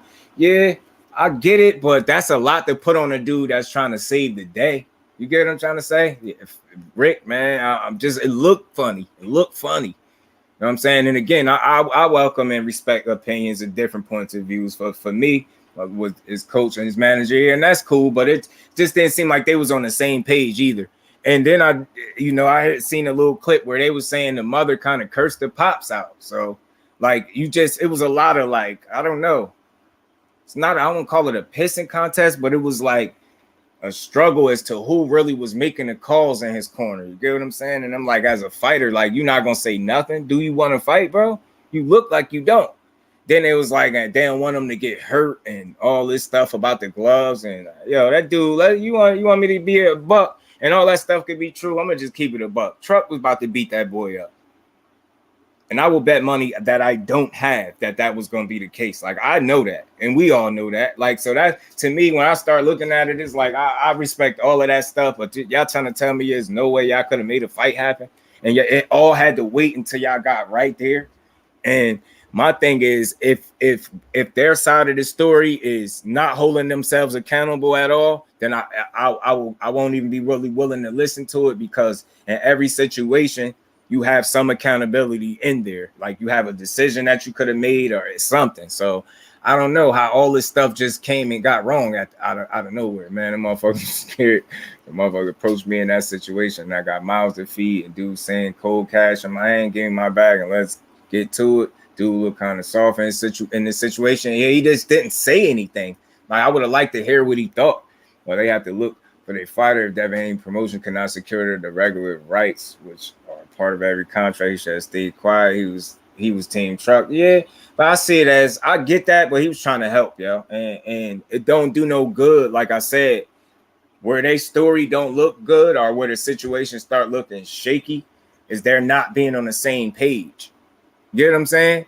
Like, they made it seem like Dev tried to bully him or something. Like, that was weak as hell. I was listening to everything. He was trying to save the show, regardless of him being a fan or rooting for Truck. He wasn't trying to get you. They was making it seem like Dev had like shady intentions or something. No, he didn't, bro. He was trying to get you the bag, and for them to try to make it seem like, he was supposed to cover medical, do all of this. Like, it was like a spontaneous, like a on the spot situation. You had to respect that man for trying to save the day, because it was no ill intent. He just wanted the fight to continue. And that's for me where I start looking at it as like being shaky, because I'm a man first. And once I see that somebody's trying to solve a situation, I get it. I get the medical shit, but it's like, I look at it like, yo, bro, he trying to pay you. He really trying to pay you right now in your hand, like you gonna be secure before you even get in that damn ring type deal. And I just, once they started like making it seem like his intent was anything other than what I could feel like what it was, I'm listening to this shit play out. I'm like, he didn't try to, they made it seem like he was on some aggressive Bogart and like, yo, I got the money. He just like, y'all know, look, if the money is the issue, I'll get you paid if you gonna get in that ring. All right, they said no to the Grant gloves. I believe he was going to wear them some title gloves or something with a little blood stain on them. I ain't even got to get into that, but Truck was willing to wear them. So it's like, I don't think his team intentionally did anything funny. And why would they wait all the way up until, I just want to know, like, what really caused it to get this close to it for it not to happen. It just blew my mind. It blew me. I was like, damn, what happened? So motherfucker, straight up, you want to fight or not? At the end of the day, you could have final say. So dude was like, nah, I don't want to fight.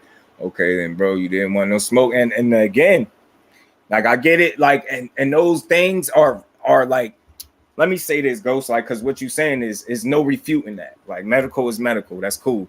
I get it, but I think for me, it's like it's like when somebody offered a solution, y'all look for another problem.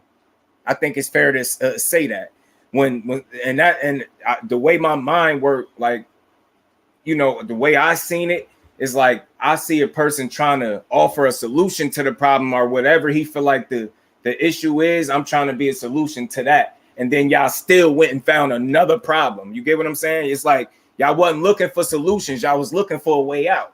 And that's going to always be my energy, regardless of any excuse or technicality they trying to use. It's a fact. I'm not refuting it. But it's like, that's an energy. It's kind of like, now y'all trying to look for something else. It's like, how y'all going to put all of that on him? And he just spurred of the moment. You could have at least respected what he was trying to do. But to me, for y'all to get that close and then try to make it, like, I want to know what accountability do they have in all this? Or is it just Team Truck and Dead coming in the locker room? Because to me, that looked like I said, somebody trying to solve a problem. And I seen a willingness to try to find something else as to why y'all wouldn't fight. The Pops was damn near willing to take the money. You got the money, or where the contract at? Like, you know what I mean? He was seeming like he was willing to budge.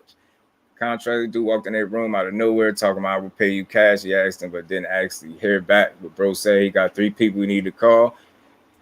They was looking for a way out. In my honest opinion, yeah. Hey, Rick, and I feel you go. So again, we having good dialogue, and I hear you, and I don't dispute any of that. But to me, my overall feel was they were still looking for a way out.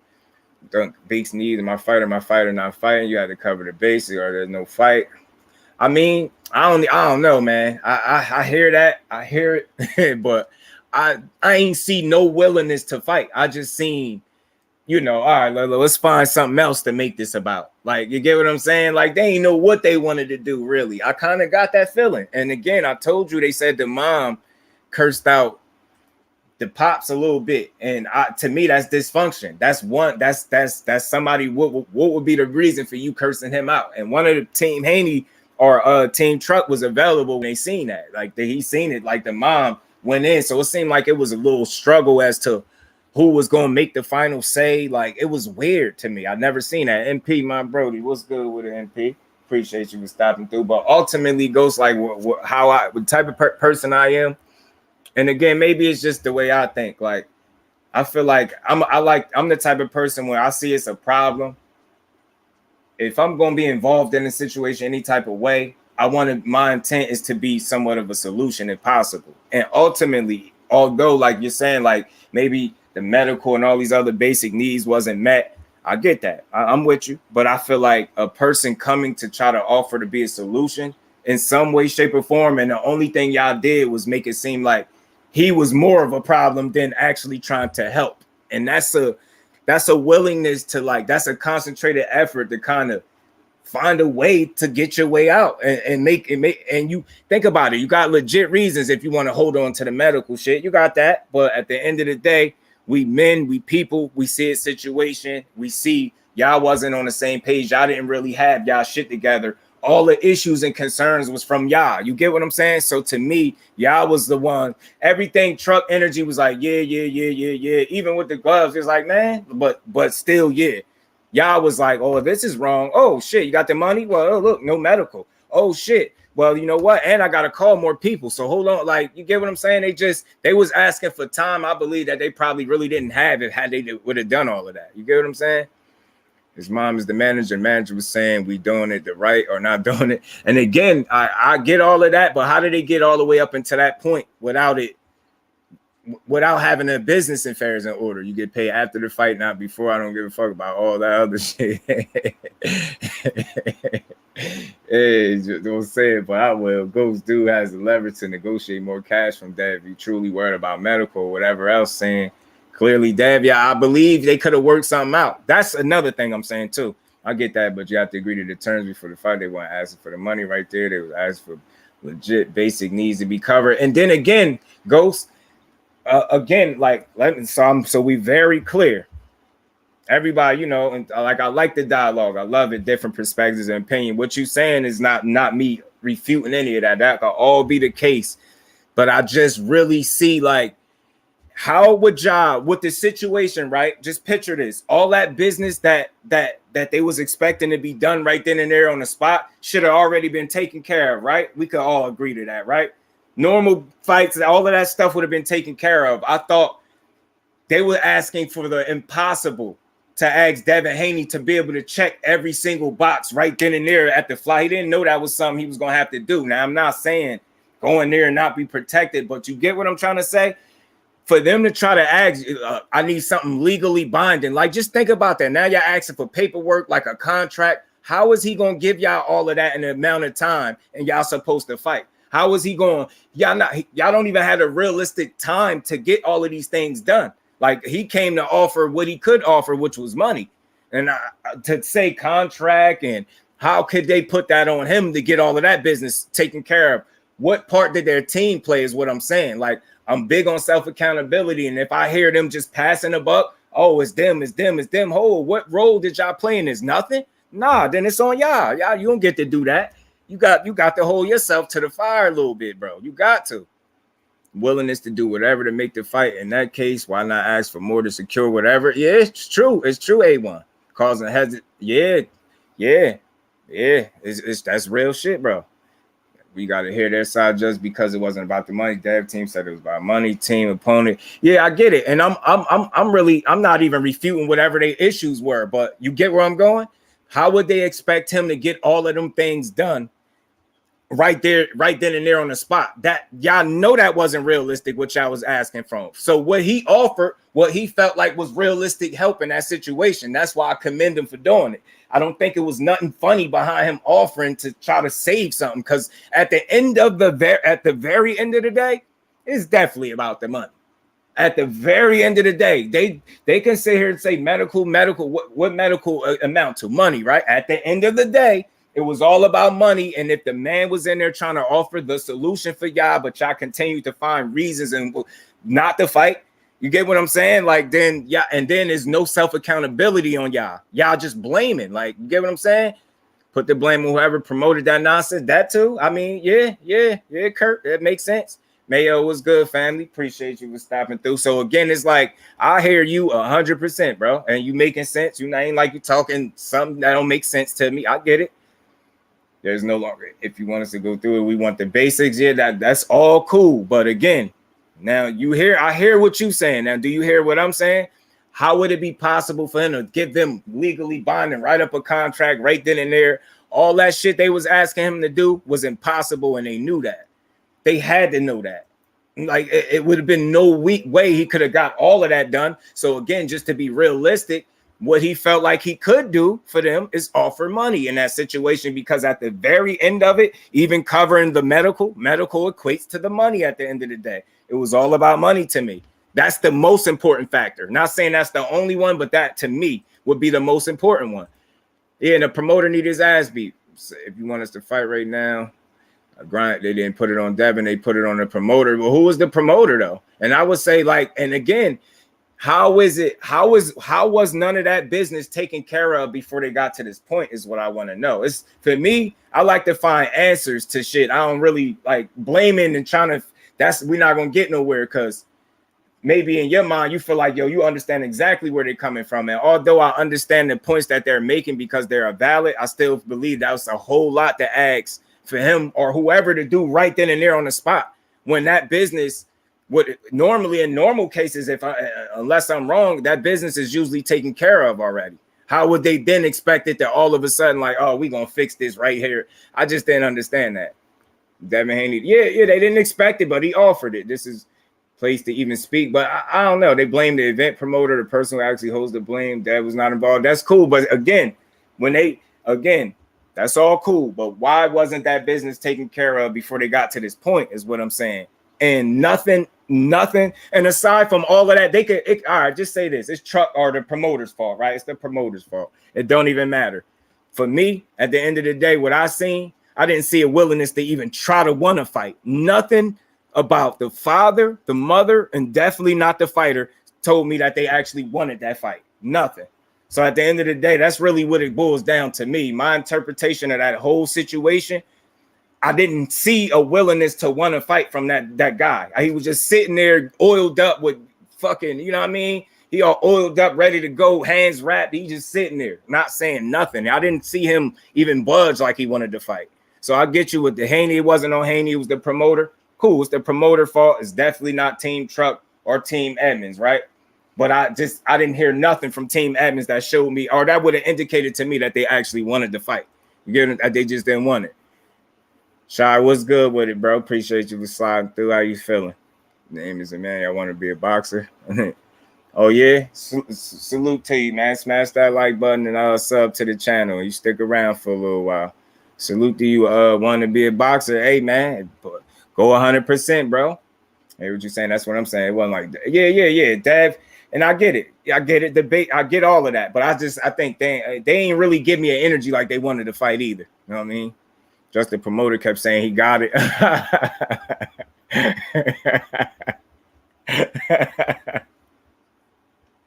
That just made me just bring it up, Tab in here just made me laugh about that situation. That's what I'm saying, Rick. I'm just confused as to, like, you get what I'm saying, and that's where I'm going with it. I'm not saying that any of us in here had our answers, but that's the question that I'm like, how did this all happen? Like, you get what I'm saying? How did the business get that screwed up that no fight was able to take place? It was weird.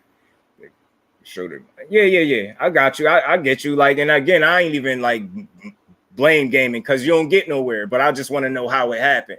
Mr. Chop Top, what's good, Brody? Appreciate you for sliding through. How you feeling? Why wasn't that the first thing out their mouth? Yeah, that's that. You get what I'm saying? That's all. Like, that's all. It was real. The timing of it all, it was weird. Like, how? This is what I'm saying. Like, Carl Hunter, what's good with it, bro? Appreciate you for sliding through. How you feeling, bro? The conversation before Blue started recording, a part of something people put out. There are hours of calls and conversations. Oh, I got you. But again, like, I don't know. This dude was suited up, ready to go. How did y'all like get this far with nothing being taken care of? It seemed like, and then y'all having all these little mediocre concerns. It was just weird to me, bro. And I get it. The business was shitty as hell, just like the Tev and Mickey Bay situation. I understand. That's why I'm saying, like, my energy ain't even to blame one camp or the other, but ultimately when it all boils down, that dude didn't look like he really wanted to fight. I don't care who my manager and who. I'm not just sitting there. I ain't no mannequin, bro. I'm the one fighting. I would have said something. That dude ain't said a damn thing. Like, he just I don't care who my manager and what. Like, I got my own mouth. I'm gonna talk for myself. He was just sitting there. Like, that's all. I got to feel that he just didn't want it. Now I get it. They could be right as hell. Cool, no pride, no issue. But y'all really made me feel like y'all ain't want to fight. That's all I'm saying. I ain't really feel like they wanted it. And I know it's gonna be my opinion unless that fight actually happened. But I truly think we know the pedigree, man. Truck would have beat that boy up. Truck would have beat him up. Yeah, Team Evans said they were there for a week and they were given multiple guarantees. Okay, cool. And then it would told a hard no before the fight. That's wild. Same guy who messed over Tevin and Mickey Bay. Oh, okay. That's cool. So again, like, it wasn't their fault, you know, at the end of the day. I mean, but I still just don't understand how they got that far, man. They must have been dealing with a shitty ass promoter for real, man. A janky promoter. I'm gonna tell y'all right now, man. Y'all smash the like button for me while y'all up in here, man. But that was one of the hardest laughs I had ever in my entire life when I was laughing at that situation. And again, so we clear, I'm not laughing because them two didn't get it, because I wanted to see both of them get an opportunity to, you know, showcase their talent, do their thing. I'm all in favor of that. But I was laughing because Tevin Farmer girl was doing all the explaining on that Instagram live. Y'all can't tell me. Did y'all hear her when she said y'all could call y'all banks? Oh my God, yo, I lost my shit, yo. You want to? I was crying in here. Y'all couldn't. She said it like so nonchalantly, like y'all could just call y'all banks. I'm like, yo, what? Then I looked at the comments. Somebody said they sold 3 pay-per-views. I'm like, oh man, I just was losing. I was laughing for more than 5 minutes straight, bro. I'm telling you. The movie with all the contract, they go get paid. The proof was recorded. Yeah. That's that. You didn't just tick and make. Yeah, that shit. Yeah, that shit was bogus, man. That the promoter is rich. He really got it like that. He messed over everyone. Money was there until the week of the fight. The week of the fight, they were told about some issues about it, but that it'll be handled. Oh, okay. See, yeah, janky promoter type as shady business. Dude was doing shady business, and that's what I'm about too. Because I feel like blaming somebody really don't get nowhere. And I ain't here to put smut on dude name, but to me the energy, like, still, man, you at least say something like, let's try to make this fight another something, man. He just, I ain't, it seems like, you know how you see somebody just be too cool or something? Like whatever happened, they cool with it either way. Like it's just a little strange, that's all. But man, salute to him, man. Hopefully, I don't know if they're gonna revisit that and hopefully they can actually fight each other, but I do think Truck would have beat him though. I do think that. I do. I really do. Too bad we didn't get to see it, but you know, on to the next. Hopefully, we get to see Truck soon because I was definitely tuning in for that. I was excited to see him return to the ring for real, man. But now we gotta wait a bit longer to see Truck do his thing, but it is what it is. I mean, let's say I would love to see now that dude didn't fight. I actually want to see his next fight in a strange way. I want to see it.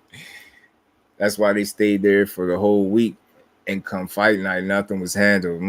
Okay, that's what Mickey Bay and Tevin didn't show up, and that's cool. And again, go see. That's why I appreciate the family and you know, y'all offer y'all perspectives. That's why I don't shoot people down and things like that. Like you had something to add, obviously, like that. I didn't catch none of that side, but you know, like her speaking, I didn't know she went on the platform and spoke. I mean, I didn't catch it, but you know, that's what's up. At the end of the day, it's just a messy situation, and hopefully something like that don't never happen again. You know what I'm saying? But I wish I would have got a different energy. Wish that could have played out differently. You know what I'm saying? That should just be weird. And I hate that. I don't like the blame game. Like I like to really find the answers to shit. And like I said, I think it was kind of dope for Dev to try to offer a solution. You know what I'm saying? And I get the other part. Y'all wanted to make sure y'all was good, cover all y'all bases, which is understandable because y'all was gonna get hurt that night, I think, honestly. But you know, yeah, I get it. But ultimately, man, I commend Dad for being in there trying to. He tried. You know what I mean? The young man tried to boss up in this situation and get something done. I thought that was cool. They were in the World Combat. Okay, I might go check that out. They were looking to speak. Okay, and they spoke on everything. Okay, that's what's up. So again, like what I gather now, like just hearing that and that, like the way I could assess it, like it's still some confusion in there, but ultimately they look like they was getting janked from the rip. You know what I'm saying? And they was willing to you know, I guess like a gentleman's agreement. I don't know what it was, but I that shit was shaky, man. Like that's something I never heard of before. But again, it did ultimately make it look like the promoters was, you know, suspect from the gate. You know what I'm saying? So I don't know, man. Hopefully something like that don't ever happen again, because that was a terrible look for boxing, man. That was a terrible look.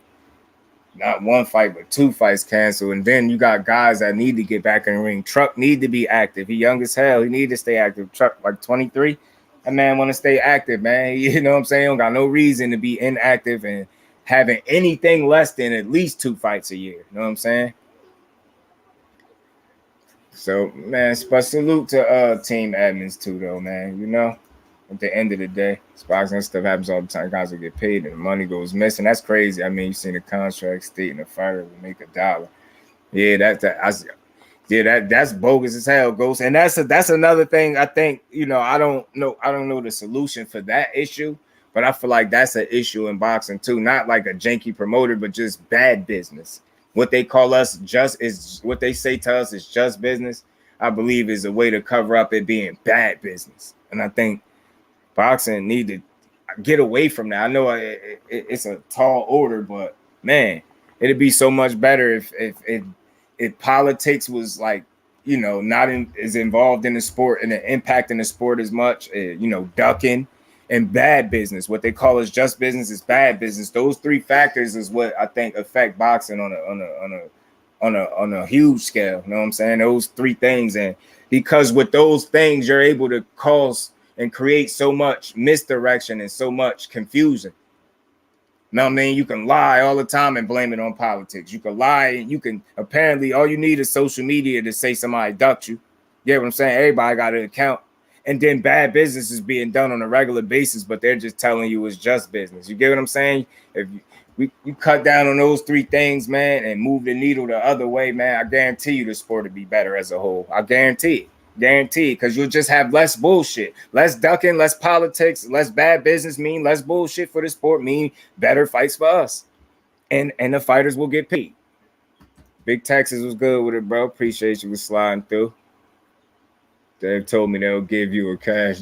Dude said we need a contract. Yeah. Yeah, I get Ghost Point. He talk about the medical, but yeah, that shit. And the part that blew me, because I mean, don't contracts take a little bit, right? That would have took, like, I think that was probably asking a bit much, like an impossible task in that amount of time, is what I'm saying. So although our principle and, you know, morally they were right, is they not wrong for asking for that stuff, but the timing of it is like impossible. You get what I'm saying? It's just it's tough. It's tough to make all of that happen. That's like making mountains move in minutes. You get what I'm saying? So it was a lot. It was a shitty situation.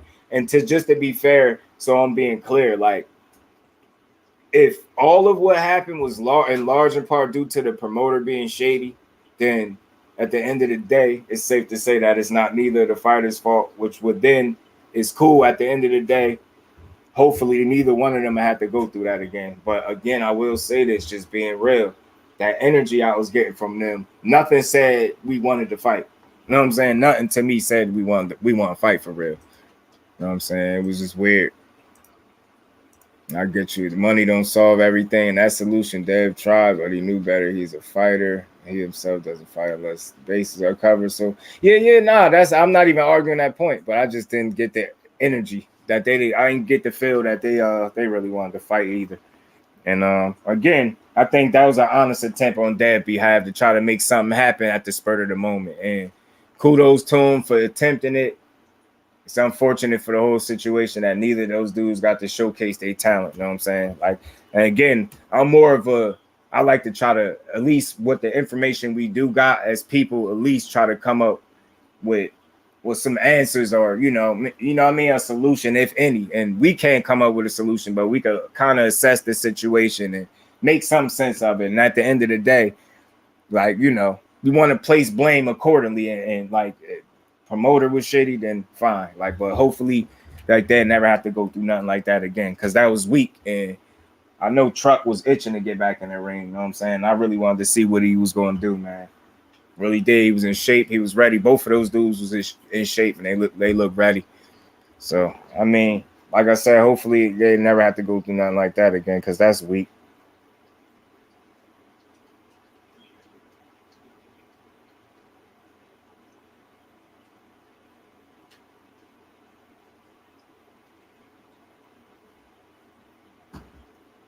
Mm.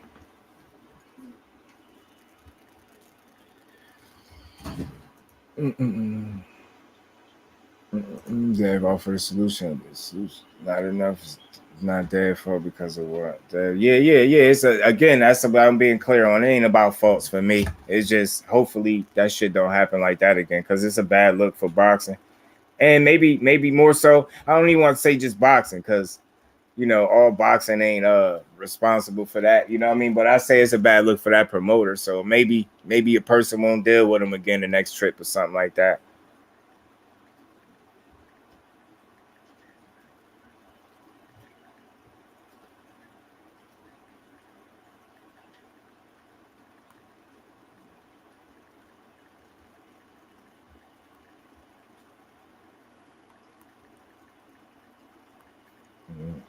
And yeah, that was a bad situation. Now I wonder will we even get a Mickey Bay and type of farmer? I wonder would they even try it again? Seen 3 deaths in the last 2 months in the sport. Any manager down, take cash off without covering your bases. Your manager not it. Fire that manager because he's not thinking about your best. Yeah, that makes sense. That's fair. That makes sense. I think in this situation though, like when you put everything in perspective, like, what is nothing wrong with what you're saying. That's cool. It's understood. But I think I just think it maybe played that way out too, because you had somebody with not enough time to do all of the business. But I felt like, to a certain degree, like, you get what I'm saying. Like, I know anything can happen, But the shit that can be said at any given, in any fight. So it's like, I don't know. I don't know. It's just a tricky situation. I just didn't think that it's unfortunate that the business wasn't taken care of the right way, so they didn't have to go through that. Let me say that. So everybody medical and all that shit could have been taken care of. And we could have got a fight, because that's the part that start taking the entertainment value out of the sport, when we got to try to understand the bullshit side of the business. But just to be informed and on the up and up, we have a tendency to, what I mean, try to figure out what the fuck be going on with some of these promoters and fights, and why they don't be happening. But yeah, that's bad business. And again, that just brings me to my point that I made weeks ago. Bad business is also something that they need to stop disguising as just business, because it ruins the sport, and then politics and the ducking as well. Say he would still fight, but he definitely would be on the network for free. That's established. His own ESPN said they would still fight, but definitely would be on the network for free. That's established as long as that. Okay. And yeah, you right about the manager. Yeah. So I guess it was just an impossible task to perform in the amount of time that they had left to make all of those things possible. So I guess at the end of the day, the end result was what it was. But maybe they'll revisit that somewhere down the line. Hopefully hopefully both of the dudes, especially if none of the teams are truly at fault. This is just me saying that. If truly neither of the teams was at fault, what I mean? Hopefully they both get an opportunity soon, because at the end of the day, they fighters, and that's how they feed their family. So I definitely want to see Trucker in the ring real soon. Hopefully he getting there sooner than later. Yeah, I took a pen and paper, and he said he's giving them with no return expected. And that would be all. Sign and date that motherfucker, and that's not a contract right there. But Team Edmond just didn't want to fight. Yeah, I kind of feel like the story to me wasn't told right. It was bad business. See, yeah, what they call you just business be bad business, Ghost. That's true. Which caused Tevin Farmer, Mickey Bay, Times, and Truck wrong. Yeah, they all victims. They showed up to fight, and that's there. Yeah. But I still feel like their energy was sus too. But yeah, I get all of that is cool. But me, my all of that is true. I agree with that. But I feel like their energy was just a little off-putting too. But nonetheless, man, I mean, maybe they revisit it next time. Maybe we get that shit the next time or something. Hopefully sooner than later, and they deal with a real promoter or some shit like that, because that shit was bogus, man. To have all those dudes miss out on an opportunity because one guy want to do shady business is sus as hell, man. That's what we definitely don't need that in boxing, for sure.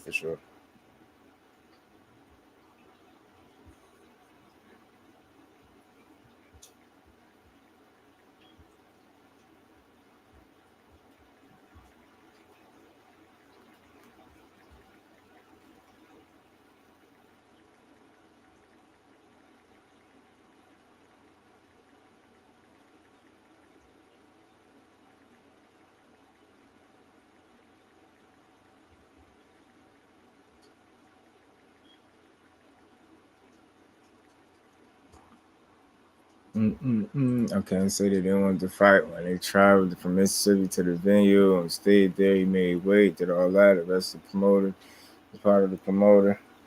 Yeah, I just say what I can say is, for me, I felt like the energy was all put. I didn't see a team that truly wanted to fight. I didn't feel that from what I seen. I just seen, mom being more agitated. And you gotta think, where was the promoter at in all of this shit? Like, all I seen was her or them looking like they more agitated with somebody that was attempting to help. You know what I'm saying? They seemed like they was more agitated by that. Even the way they spoke, how he came up in here and it's like, I don't know. Shit was sus. It's not their responsibility. Take the last minute pays. All that stuff is cool, but fuck that. They ain't look like they wanted to fight, bro. Respectfully, they didn't. I get all of that. They just didn't look. I don't care about the travel. And then again, I'm gonna just make this point. I'm gonna move off of this because it wasn't even supposed to be about. I wasn't even supposed to be on this long. Make this last point. A dude recently just showed up. He showed up to the weigh-in and everything. Did the face-off, the first one, and didn't show up to the next one, and left his fighter basically at the altar, wrapped up, hands wrapped up, suited up, ready to go, and he ain't show up. And he traveled. I believe he was from Ohio. I believe somewhere in Ohio. So he had traveled a nice distance too, did the first face off, all that shit, had the dude come there, suited up, did all that, and didn't show up at all. Just didn't show up. So I believe he's now suspended for 6 months for that. And they gave the fighter his check and his opponent's check too. So it was crazy. But just to make that point. So like I get your point, like, oh well, he came from way over here. They was there for we. I get it. It's cool. I know no argument there. But I also seen a fighter do similar shit. Show up to the face off, weigh in, do all of that, and then when the day of the fight, he just didn't come. And they couldn't even get a handle on his ass. Truck a middleweight, right? They should call me.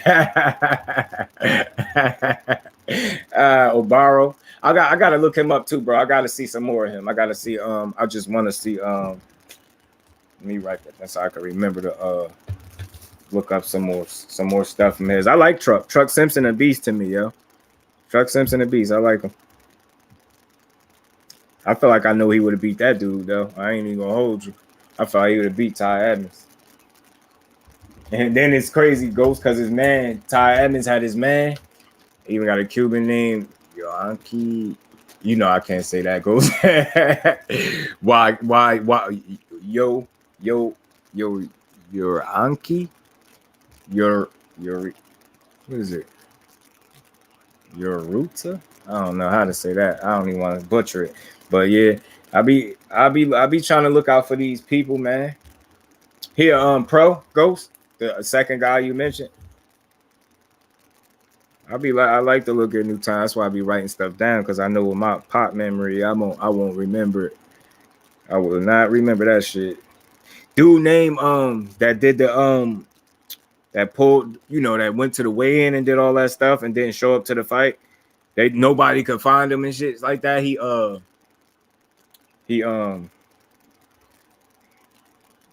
they suspended him 6 months for that shit. He really, his name was Deshaun Prater, I think.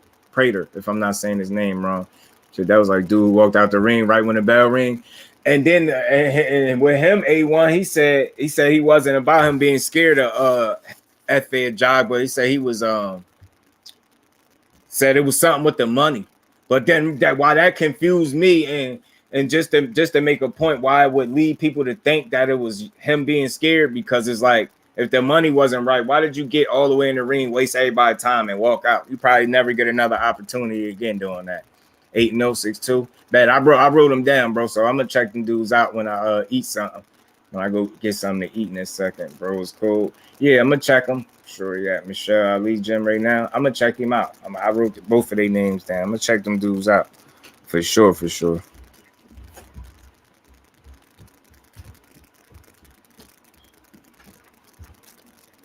It'd be a lot of these young prospects and talent that's coming up that's worth watching for sure, man.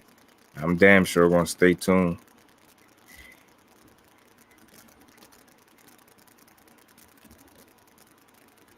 Mm-hmm.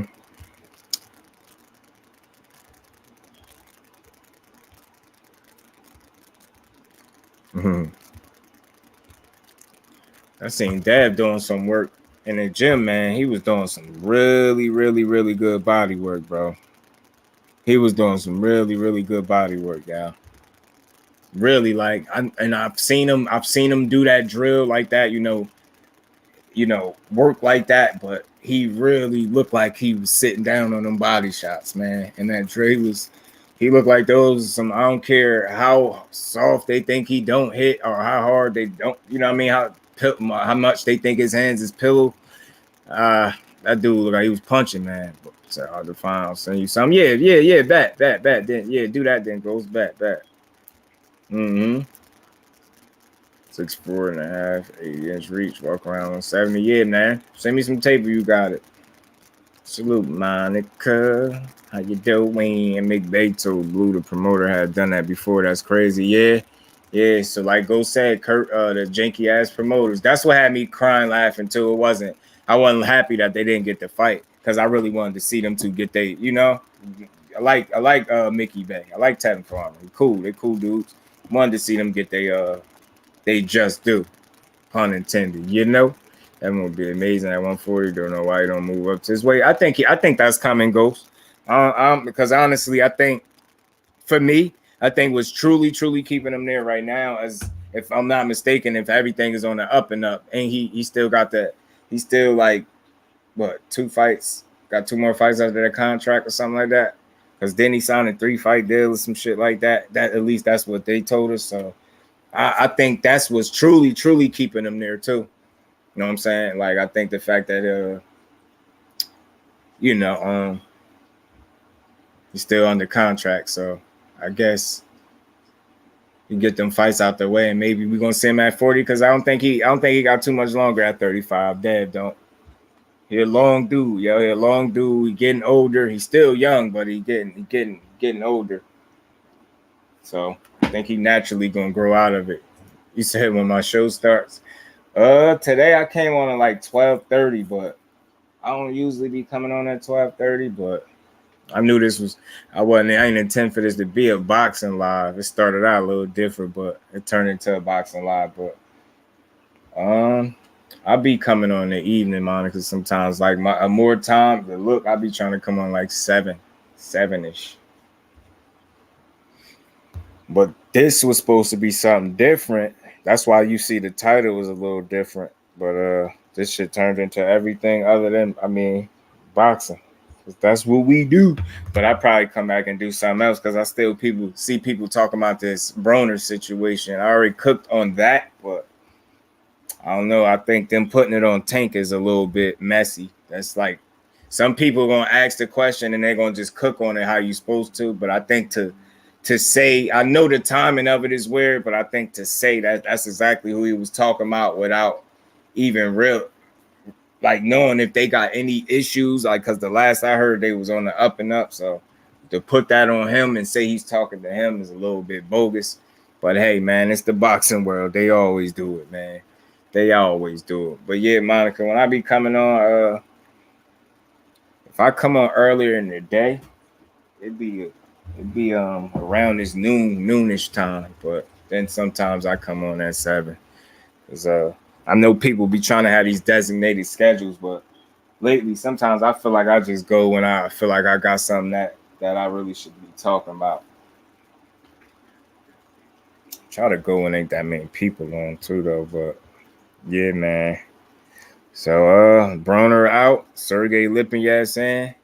I ain't rocking with Omar Figueroa. Hope he get chipped. Devin can move up, but not worried. But worry about that chin. Yeah, he going cause it's gonna get tested at 40, bro. Fake salute, bro. Appreciate you for sliding through. If I ain't already, salute you. My bad, Brody. Yeah. It's gonna get tested because a lot of killers, bro. What's good with it, bro? Appreciate you for sliding through. How you feeling? My bro Crush, you still here. What's good with it, Brody?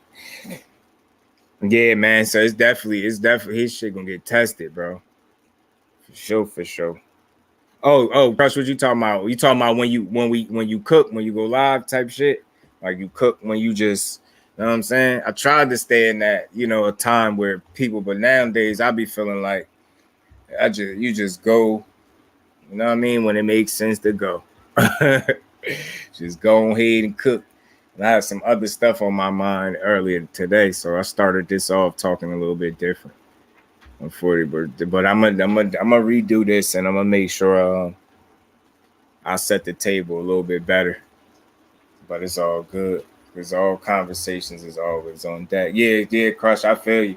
And that's just how it be. So it's just be like, because sometimes what I don't like to do too, what I don't like to feel like I'm doing is forcing the content. I let mine's kind of flow a little bit, like not a little bit. I don't kind of. That's how I do mine's. Like it's something that I could really cook on for a minute. I'm going to talk about it. Like one thing I try to steer far away from is like making my titles the same and the topics the same every single day. Like if you go through the content, you'll notice my shit be switching up. Every now and then I have like maybe a video of this person and then a live about that same person, or you know what I mean? But it makes sense though of why I'm doing it. It won't be no just repetitive same talking points every single day. You get what I'm saying? Like I remember one day I was just browsing and shit. I was bored, so I wouldn't just, I'm just scrolling through some of my content, bro. And I noticed like they last dozen. that last 11 to 12 lives all had Spence and Bud in the title. I swear, I bullshit you not. And I counted it. It was about 11 or 12. I was like, God damn. But every last one of them did good. Every last one of them. So I'm like, damn. milking the hell out of that conversation. God damn, that's milking it. And I'm no exaggeration, about 11 to 12 lives. They all had Spence and Bud in the thumbnail. I ain't never seen no shit like that. I was like, well, god damn. Yeah, man. Yeah, you remember, bro?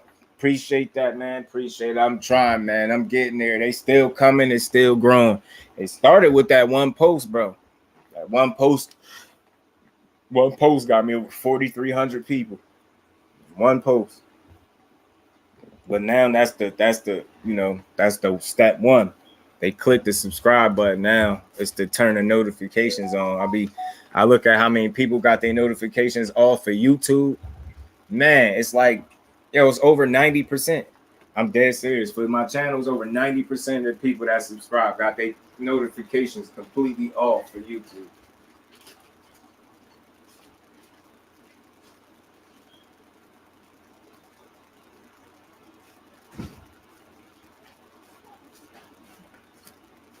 So now the goal is to get as many of these people tuned in as possible. You know what I'm saying? We over 6,300, I think, in 8 months. So I think that's pretty good. All right, what's good, cuz? What's good with you? You know it. I ain't stopping, cuz. I ain't stopping. Shit, I can't now. It's like I'm too far in. Still new as hell, but I'm too far in to stop. And I done had a couple little situations where it would have definitely tested me, I've definitely been tested since I've been doing this, but I ain't stopping though. One of the hardest things, I never thought one of the most difficult things when it came to content would not be it's not the content or creating things to talk about. It's never that. There's not boxing or none of that. It's understanding YouTube. And some certain policies and stuff that they have, they don't be consistent with it. Like they give me an issue for posting a short video that I see everywhere. It's just like, what the hell? I don't get it. That's why that one post that I post, that shit got to like 3.8 million views. It got me over 4,300 people. But it gave me an issue for it. I don't know why, but it did. After like a month of having it up, mind you, I had that post up for like a month. A month. And then out of nowhere, it gave me an issue. That shit was weird. Appreciate that though, Fate. Yeah, I'm working on it. I'm grinding for the 10K. I'm gonna grind for it.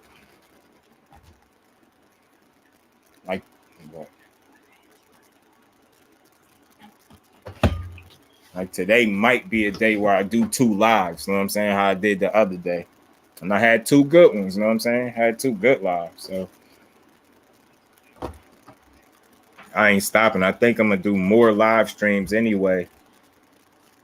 And less videos, because the live streams is more engaging. The videos still be doing okay, but I don't like them giving me issues for like using clips or interviews and all that other shit. So it's like when I do it this way, I'll be having less of an issue. Like getting my point across, like y'all can engage and shit like that. So it's like the chopped up videos. If I'm doing a video, say I'm doing Tank and Rolly, like I'm gonna show you Tank and Rolly in that video. I'm not gonna just have you sit there and listen to me talk. I'm gonna show you maybe they last fight. You know what I'm saying? A training video, something to kind of, while I'm giving you the information, you got something to watch. That's how I chop my videos up. It's like when I was playing that truck video that I had chopped up. I don't even know if y'all seen it, but do I still got it in here? I do. And I'm gonna play this quick video for y'all too. I don't know if y'all seen it, but I had chopped up a video on truck that came out pretty good. It was decent.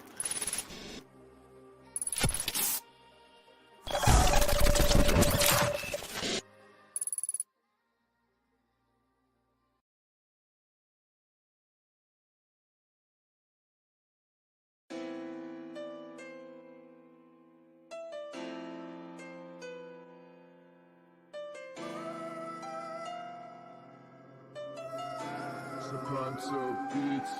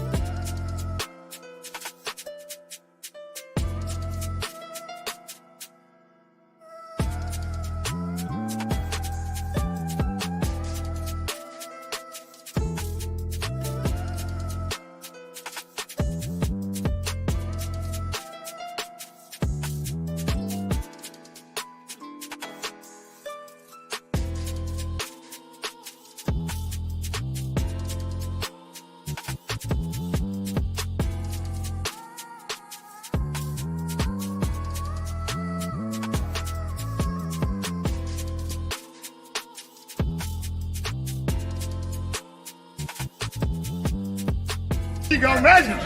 There you go, each time. Come on. Surprise, give me surprise boy. Oh, That was it. Take a place of that. That's it.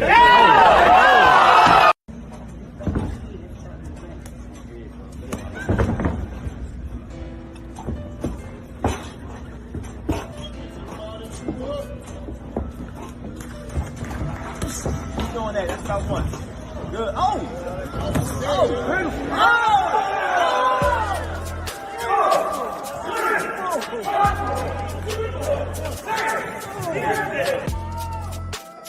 Basically, you use,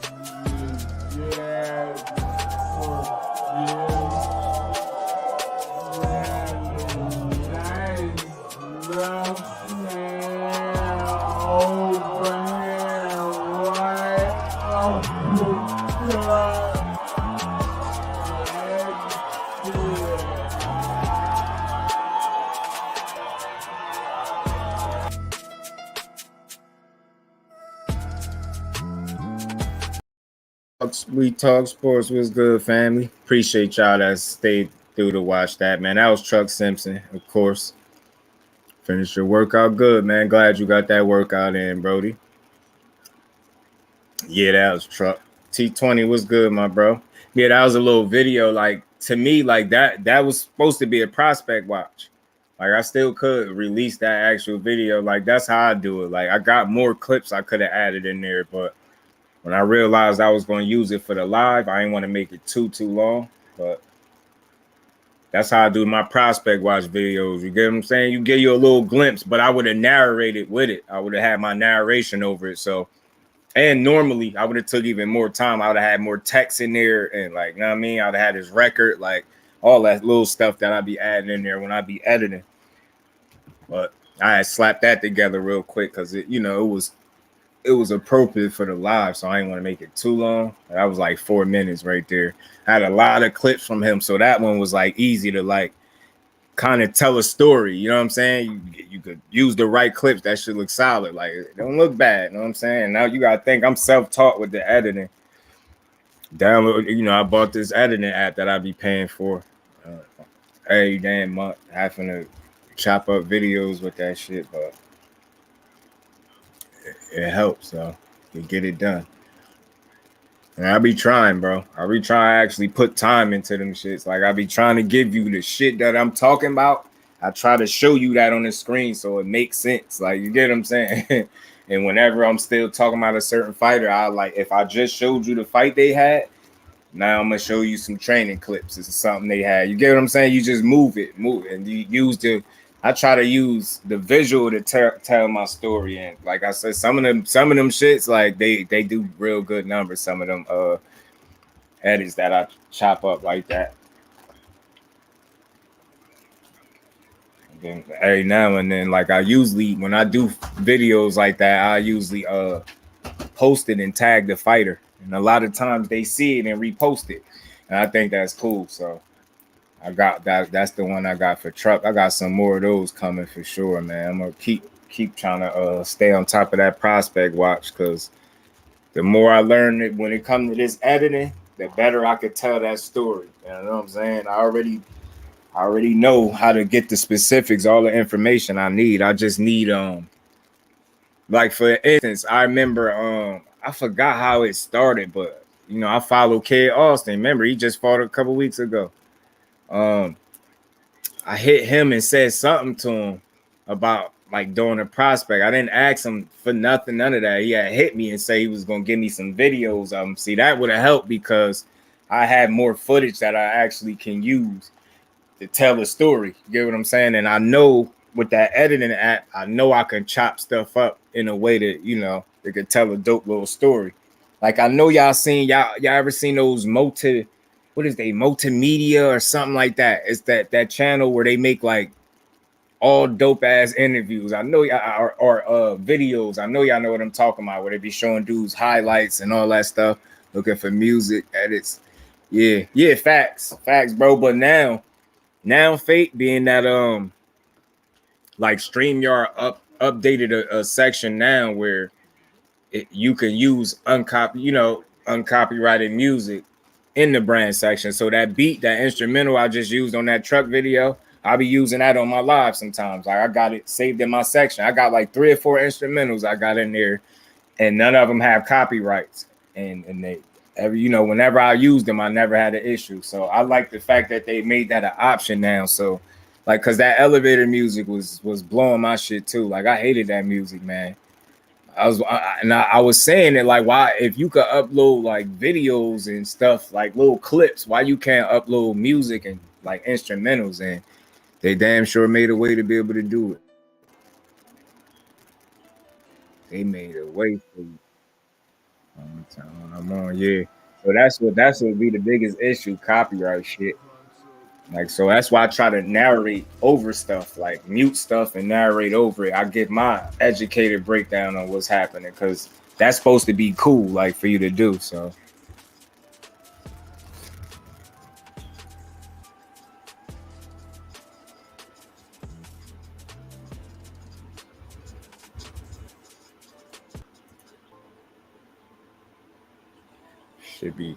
should be all right. You got a bunch of little beats and little music and shit you can use now.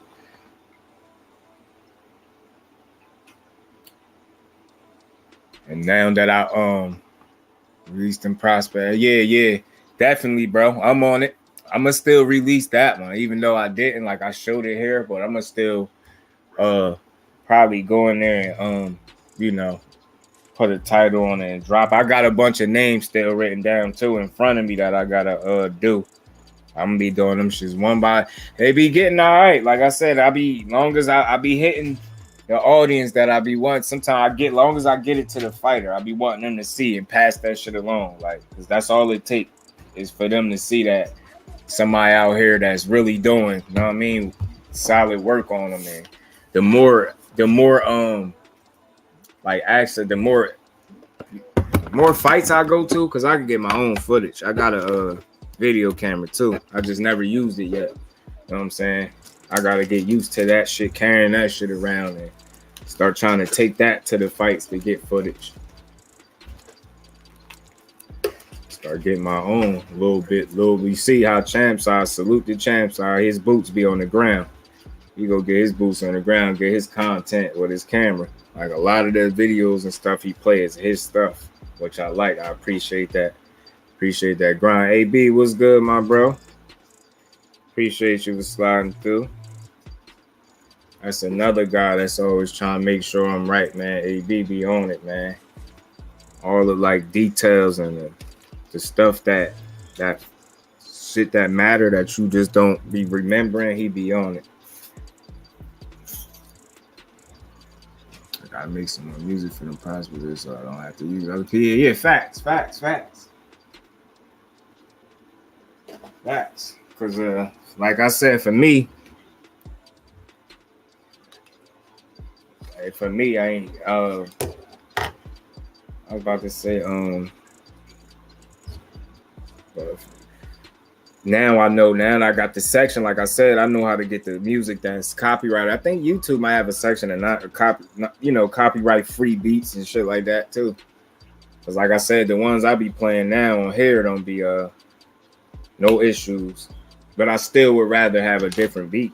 Like, you know, if it's beats that somebody else made that want to like get their shit, you get what I'm saying? Like somebody play them shits and they get showcased, I'll do that shit. Jake Paul called KSI is fighting 2 fights in one night on the zone. Is he really? I know who KSI is. He actually fought. He fought the brother, bro. He fought Logan. If I'm not mistaken, him and Logan fought. Yeah, I don't think I am mistaken. Him and Logan fought or something like that. Him and Logiana. Yeah, KSI, a big time YouTuber. Social media presence. Like them dudes be going crazy in the future. Yeah, that's him. Yeah, that's him. And you know what's crazy, bro? I seen a picture of him recently, and this was just the other day. I seen him in the gym. Dude in shape like a motherfucker. He must be taking this shit serious, because if that's how he really looked, like it wasn't edited or nothing, the dude in shape, bro. He taking that shit serious. Cause I've seen him fight before, and he wasn't in that kind of shape. I'll tell you that shit. Not when he fought Logan. He wasn't in that kind of shape. I'll tell you that right off the bat. He was not. He was not in that type of shape.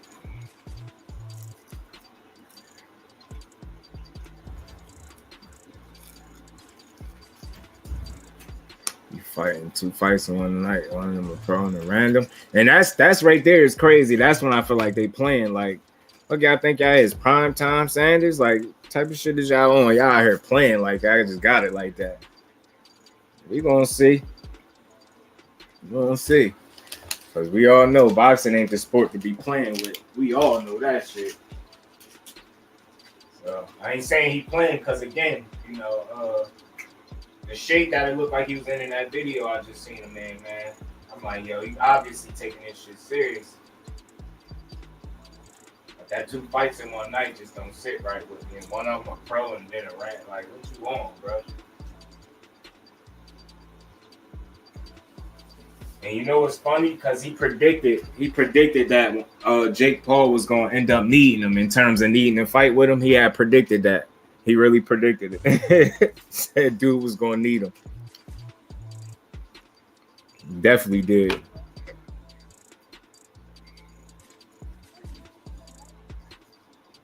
So that shit is it's just strange to see this shit happening like that in boxing right now, but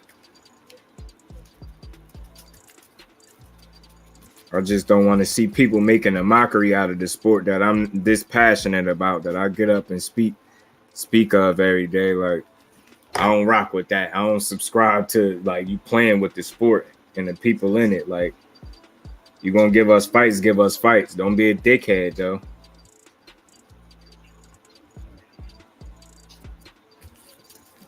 Back to back on one night is different. In shape, but I don't know. Yeah, that's different, Faye. I don't know. I know that man. I know I said he was in shape, but I don't. That right there sound like that's a little bit much. And I would assume if that's what he's doing, like say if that's 2 in one night, I'm assuming he's fighting the random first, right? And then the pro. I would guess he would say the more experienced fighter for last. I would guess that's the way he's doing it. I'm gonna look more into that, yo, because I know he has supposed to have a fight coming up, and I know he was supposed to be another potential opponent for Jake Paul. And it's a tweet or something. He predicted that Jake Paul was gonna end up needing a fight with him, because something I think he shitted on the fact that the idea of fighting KSI at first, and then lo and behold, it ended up being more of a reality. One don't know how to box and was a 2-week notice. Oh well, so that's like to be honest. Yeah. Oh yeah.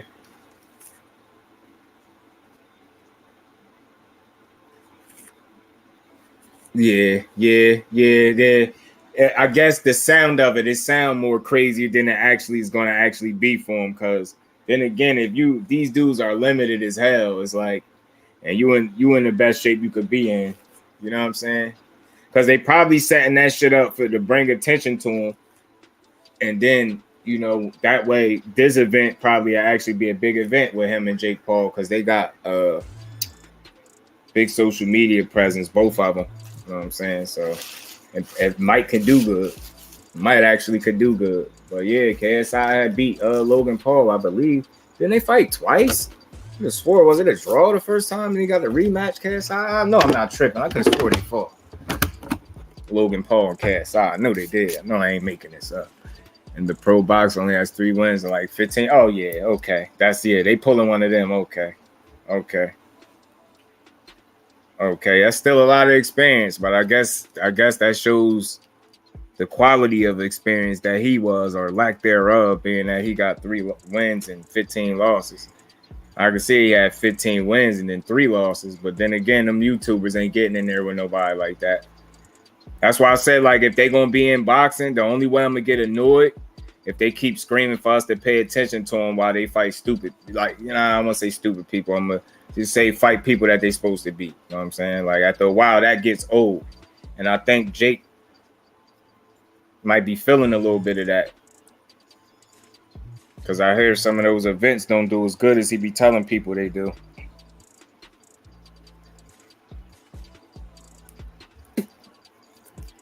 I think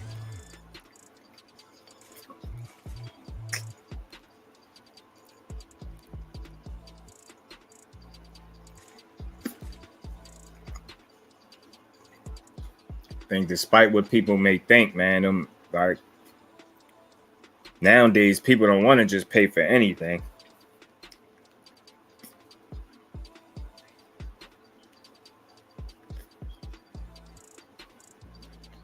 Jake Babenhorst fight. Yeah, that he found his little loophole, his one little window of opportunity to get out the fight with a real boxer, so he could blame everything on him, and then continue to try to milk boxing for everything it's worth.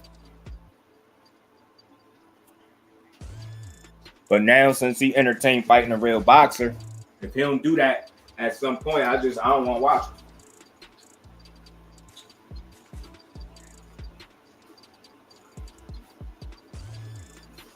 And matter of fact, the fact that he was supposed to fight one in this fight, anything less than a real boxer is a dud, is a fail. You know what I'm saying?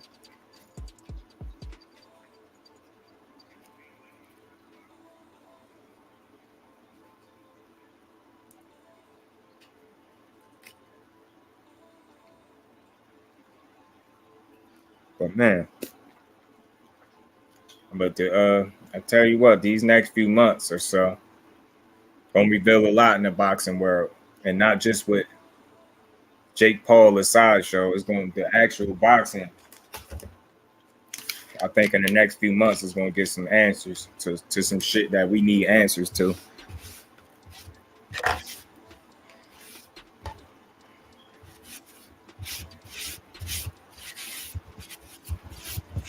Get more of these fights to happen. Less politics, less bad business, less ducking.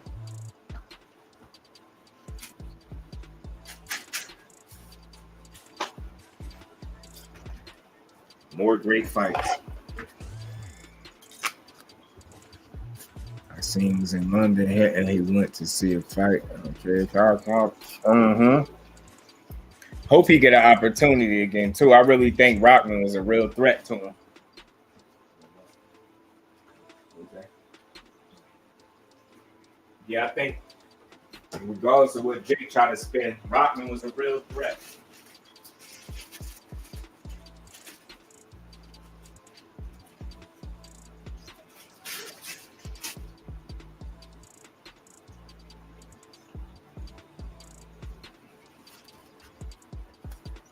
He was gonna whoop on Jake.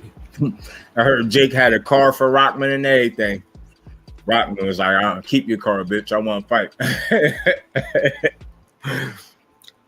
Rock did not care, bro. Yeah, nah, facts. For any boxer. I'm gonna get to the 3-hour mark, man. I'm gonna let y'all good people get up out of here, and it's still early. So, like I said, might have something else that I need to come back and talk about with the family for sure. So like I said, I see people talking about that Broner situation. So I already went in on that, but I didn't talk about the Tank side of it so much. But we're gonna see.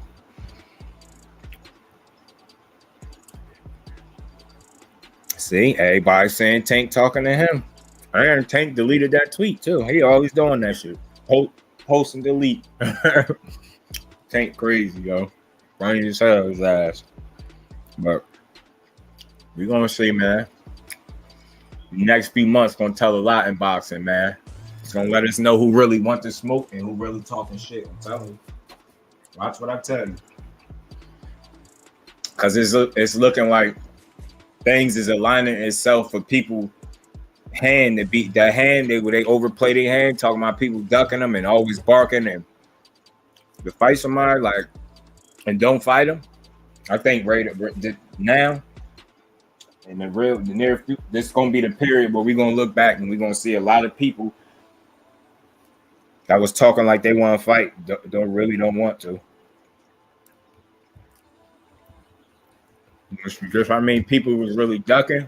You're gonna see just how much politics is involved, and we're gonna see just how much bad business is involved. Well, that's all I got for now, y'all. I can keep y'all here too much longer. Appreciate everybody in the building coming through with your boy. I smash that like button for me on your way out. As always, I'll be back with another one later. To the next one, I'm out. Peace.